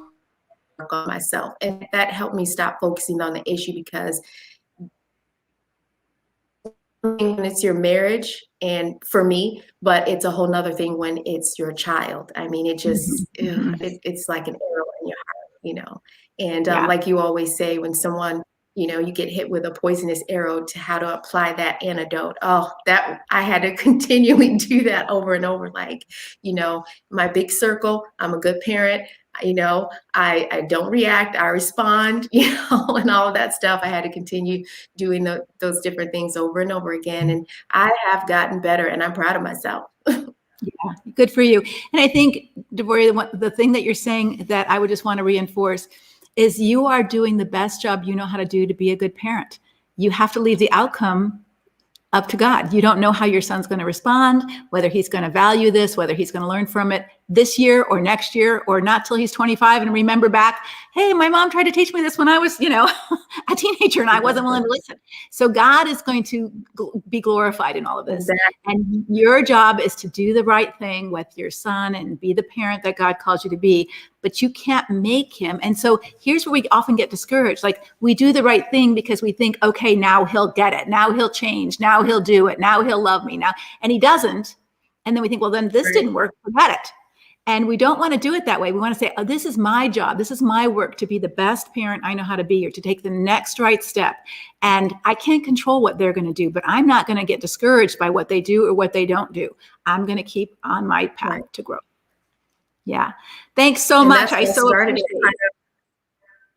Yeah. Oh, yeah. That's where I started at, kind of running myself ragged, thinking that, all the talking, all the lecturing, that was going to get him to change. And like you said, leaving that outcome to God, and just being able to walk away saying that I've done the best job that I know how. And if I had to stand in front of God, I think he'd agree. Yes. Yes.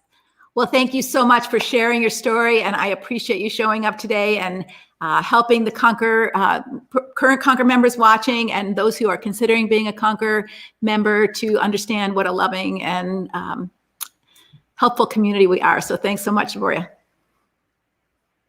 Bye-bye. All right. Thank you. Bye. So I am going to add one more Conquer Sister to share, and then we're going to close up. Boy, it's gone fast, hasn't it? I didn't think of how am I going to talk for 3 hours. Thankfully, I haven't had to talk the whole time. But we're going to invite Mary Beth Roberts. Hi, Mary Beth. How are you? Hey, how are you? It's so nice to meet you kind of in person. In person in internet land world. But I was just so thrilled to watch your story that Julie did and how you have just come through this dark place and now you're thriving and flourishing. And so just tell us a little bit about how you joined Conquer. You were trying to get some support for what you were going through from your family, which is great. They were trying to be supportive, but it wasn't enough. Yeah.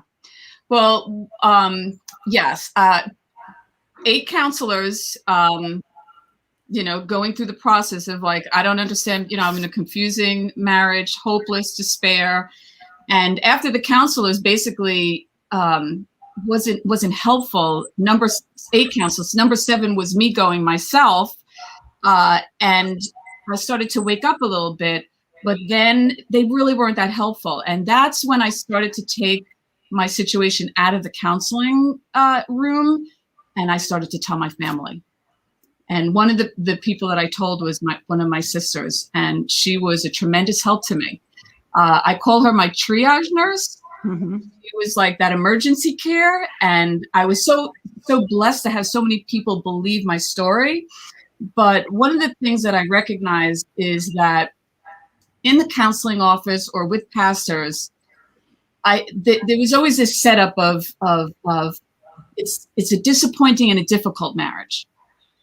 But then when I went online and started to do research of my own, I found you. And there was a webinar that spoke about the emotionally destructive marriage. And that was an eye-opener to me because up until this point, I only saw myself in the category of being in a disappointing and destructive marriage. Not destructive, disappointing and difficult marriage. Mm-hmm. Even my sister, although she helped me so much, I also saw that I was also in that category with her at some level. And I realized that he couldn't really take me the rest of the way. And I needed specialized care. I needed an expert. Mm-hmm. I needed long-term care. And so, after listening to your webinar on the emotionally destructive marriage, I just YouTubed you endlessly. I think I listened to every single YouTube you put out. All my different hairstyles, right? Oh, and I love your hair. I'm a hairdresser, so I'm like, oh, Leslie's hair looks really good. I think she just had it done today. And but then I found Conquer and I totally jumped in. And so I've been a Conquer member for over 2.5 years. And I am not the same person I was back then. I have clarity. I understand what happened. I learned the difference between covert abuse and overt abuse. I learned that stonewalling and the silent treatment, which was part of my 16-year marriage, was a control tactic, cruel. And so I did end up separating, and I am still separated. I am not divorced. I made a pact with God, not a pact with God, but I learned through Conquer what it meant to lay your husband down on the altar. Some of the terms that I learned in Conquer were things that I had never even heard of before. And so I laid him down on the altar. And one of the things that I did is I took my wedding ring off of my left hand and I put it on my right hand. And I said, God, I lay him down on the altar. He belongs to you. And this now is between me and you. And the word is still out on that. But I'm not seeking divorce, but I have no hope that there will be any change or any kind of reconciliation. But what I've learned through Conquer is I have learned now to steward my own life. And I would say one of the biggest takeaways for me is what you always say is to do your own work. And I take that with me. Back in January, I decided that I needed to say farewell to Conquer. And I said, I think I don't need it anymore. I think I've done my own work. Core and Jade, those are two things for you who are listening that you will learn about. That's part of my DNA now. It's like I live life with that in my mind. It guides me. And God has used that tremendously. So it's really interesting. So I said, I think I need to say farewell because I need to live again. And I know that I am, and that even though I hit that button that said, I'm saying goodbye, it was a little scary moment, but I knew it was the right thing to do. But I leave, like I said, with the idea of do your own work. I'm doing my own work, and I'm going to continue to do my own work. And I am not the same person I used to be. I don't take responsibility anymore for other people's lives. I don't rescue. I don't regulate anybody else's life anymore for them or their emotions. I still have maintained my empathy and my compassion, but I now do it in a healthier way. Mm-hmm. And so can you describe that? Like what's different about the way that you can still be empathetic and compassionate, but you're not enabling, you're not doing it in a dysfunctional kind of way? Okay, so one of the things that occurred after the separation, actually before the separation, is my mother, who is lives with me now. We moved her up from Florida because she has mild dementia. So one of the things that I noticed about my mom is that if she saw me ready to go out, she would start to pout. And I started to realize, wow, I think that this is some of the things that she did to me even all through my life. And it would work on me. Mm-hmm. That's probably why, some of the things that my husband used on me worked. Right. And so I began to notice that. And one day I finally said to her, I said, Mom, I said, I want to just say that it must be really hard that you moved up from Florida and that everything is new. And it must be really hard. I really sympathize with you. I really do. It must be, it's not an easy place to be, but I need to go out and I need it to be okay. And I need you to not be mad at me for it. And you know what? She got it. And it was such a moment. And I had another story of a very good girlfriend of mine for like 40 years. It was a little incident that we had. And instead of running away, I entered in with love and compassion, and we were able to get through it. So I noticed that even though I came through a destructive marriage, it's changed all my relationships because I had to grow. Mm-hmm. I definitely, I needed to grow and I have, and now I take those things with me and I recognize it's like, don't do it. Don't try to rescue. That's their responsibility. It's not yours. And I'm so much happier. Yeah, I see that. And that's so important. And I love that you said this with your mother and your girlfriend, because all relationships have these bumps where you have to say to someone, hey, I'm not okay with this. I'm not okay that you're pouting and trying to make me feel bad so I don't go. I understand your life is hard, all those kind of things. And the fact that your mother was able to hear you and say, yeah, you're right, I shouldn't do this. That's what helps restore and repair relationship breaches. If you had been able to say that to your husband, I'm sure you tried. I don't like this stonewalling and silent treatment. And he's saying, I don't give a rip. I'm going to do it anyway. And maybe he didn't say that verbally, but that's his actions.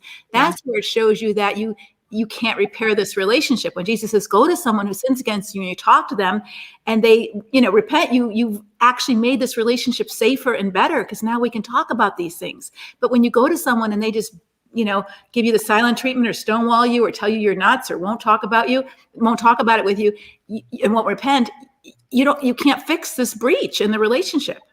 Exactly. Before I left, my husband didn't talk to me for 3 months.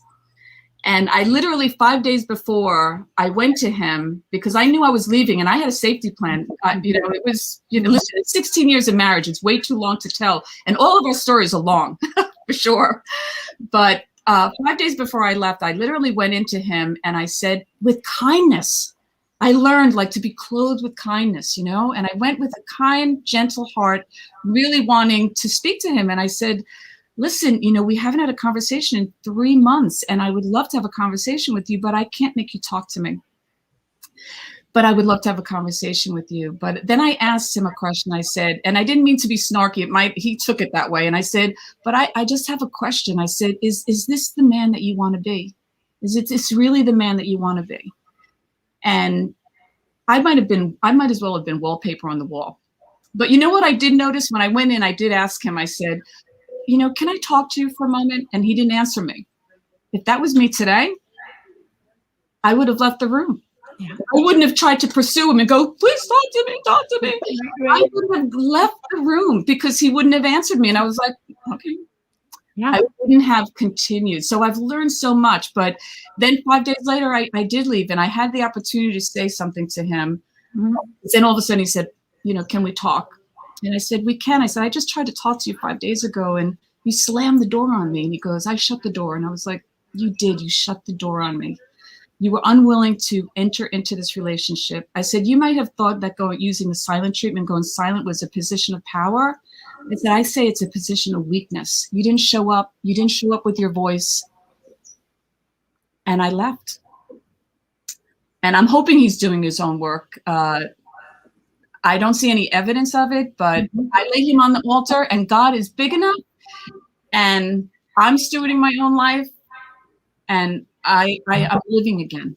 I have peace. I'm no longer physically sick. That was one of the reasons I had to leave. I was falling apart physically. Mm-hmm. I was getting ill. And meanwhile, I've been a marathon runner and I've been very fit. I said, if I don't leave, I think I'm going to get sick and die. Mm-hmm. It does take its toll on our physical health to be, and the Bible tells that, you know, living with an angry person, whether they're giving you the silent treatment or they're berating you all the time, it takes its toll on you. Yeah, there's a lot of contempt. So I did, you know, there was a lot of spiritual abuse, and I really had a hard time. I thought that if I left, that God would leave me. And that's not what happened. And you really, really, and I'm sorry, I'm going to cry because you really helped me with that. Because the most important thing to me is my relationship with God. And I was so terrified that he would turn from me. And that is not what happened. In fact, I have a much closer relationship with God. And I feel like God also taught me this. Stop letting other people make the decisions for you. Like I had to say to a pastor when he wouldn't help me with a therapeutic separation, I had to say, okay, in good conscience, you can't help me. Then I'm just going to inform you right now that I'm leaving. I'm separated. That was a turning point for me. I was like, you know, God has taught me to trust him and to not give over my power and decisions that for other people to make in my life. Yeah. It doesn't work like that. Yeah, it doesn't. If you needed chemotherapy, you wouldn't give your pastor that decision. Right. And yet we give them a lot of power over our lives. And I'm not saying the multitude of counselors there is wisdom. Get a second opinion from your doctor even. But you must. And I think this is really important. I'm glad you brought this up, Mary Ellen, because sometimes, Mary Beth, because sometimes people say to me, oh, Leslie, am I doing the right thing? Can you tell me, you know, what to do?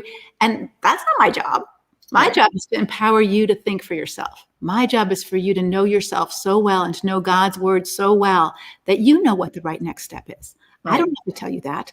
And so to move from a dependent, needy, tell me what to do position, which is more of a childlike position, to a healthy, strong adult woman who knows what to do.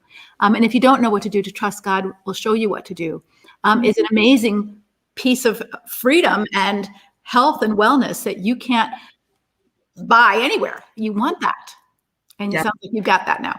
Yes. And I love that you even said that, because that was one of the things I thought about is that, not giving even Conquer, the 2.5 years that I was in Conquer, nobody told me what to do.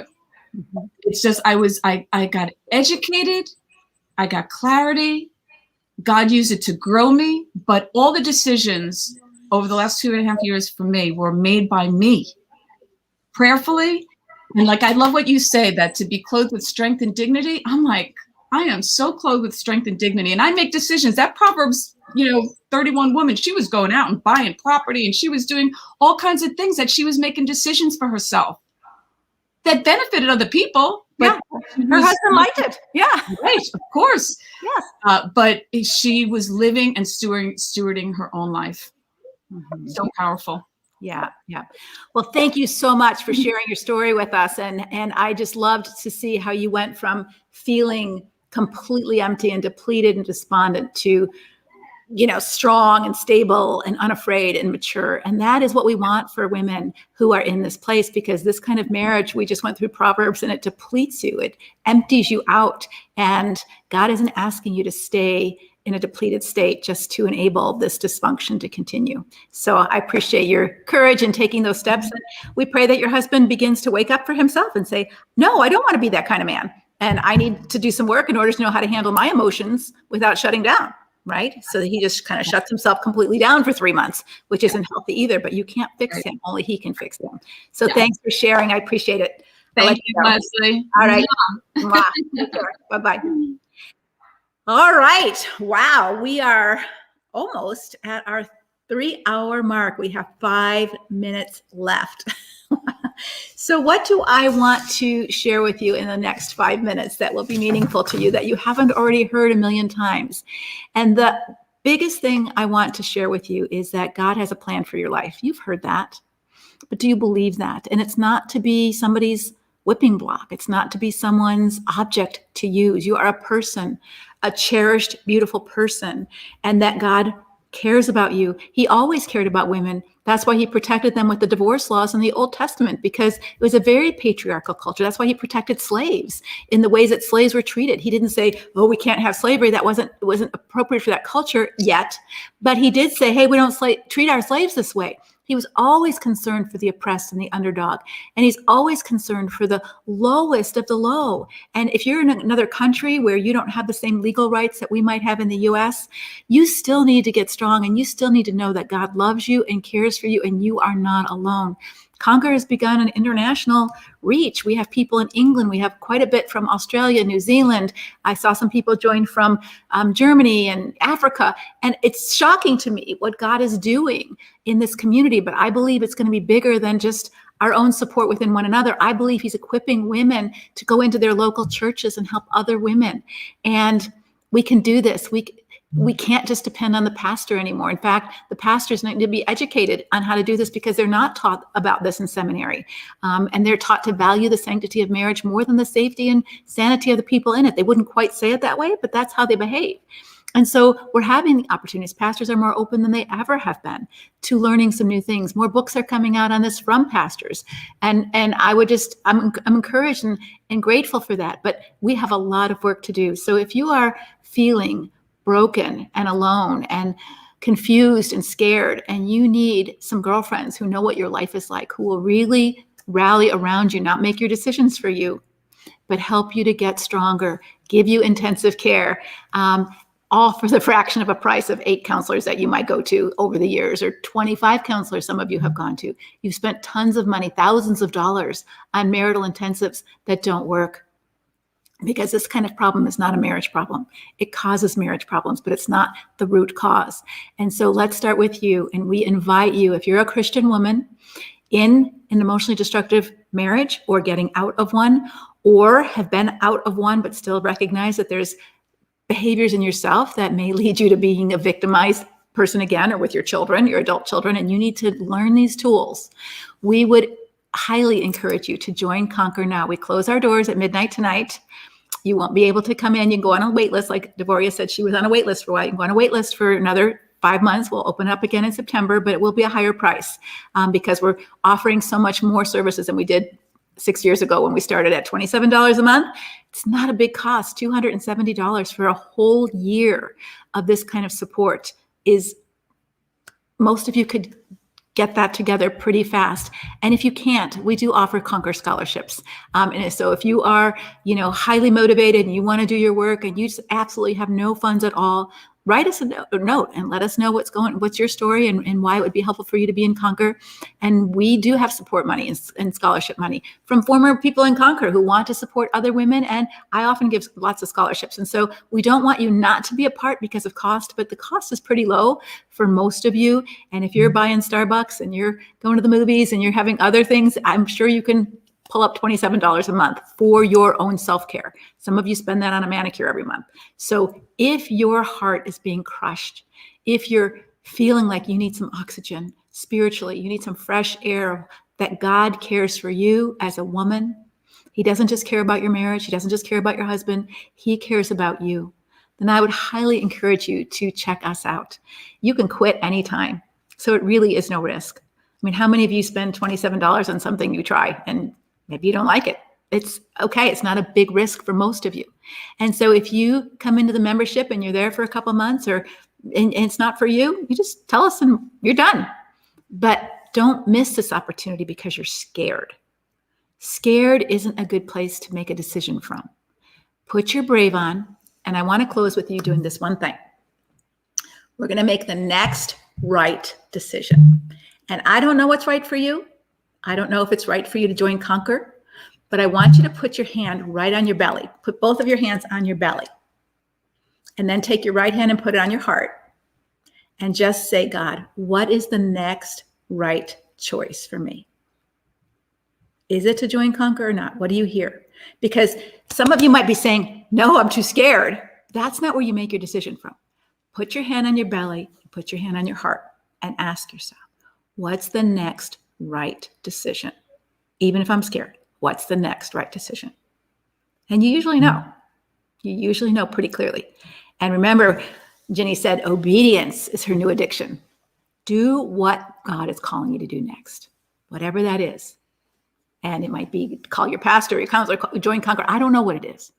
But if it's to join Conquer, then do it. Click that link, lesliebernick.com/Conquer, sign up now. Because if you forget and then you get busy and tomorrow rolls around, you can go, oh my gosh, I was going to go join Conquer. You can't. You can't. We don't let you in. Even if you call us and say, oh, I meant to join yesterday. We don't. I'm not lying here. We don't. And so if that decision for you is to join Conquer now, then join Conquer now. All right, do it right now. It's not going to take a long time. And we would love to welcome you into our community. We have a secret Facebook page that you're going to join as a newbie with all the other newbies so that you get to know your newbie sisters right away. And we're going to go through the Conquer journey together in this new Conquer Journey Facebook page. And then we'll put you in the regular Conquer Facebook page once we're done with that, because otherwise it just gets too crowded and too big and too noisy. So we want to keep the two groups a little bit separate for now. And the newbies get a little bit more attention from some of our coaches at the beginning so you can get your questions answered. We're going to start with our celebration Wednesday. So you want to be a part of that and get on the Facebook page by then. But you will get all the instructions you need as soon as you click that Join Conquer Now. So if you want to be a part of our group, today's our last day. Thank you so much for being with us these 3 hours. It has gone fast, and I think it's been really fun. And I hope you've enjoyed it and been blessed. All right? Take care. God bless. See you in the Conquer Journey. Bye-bye.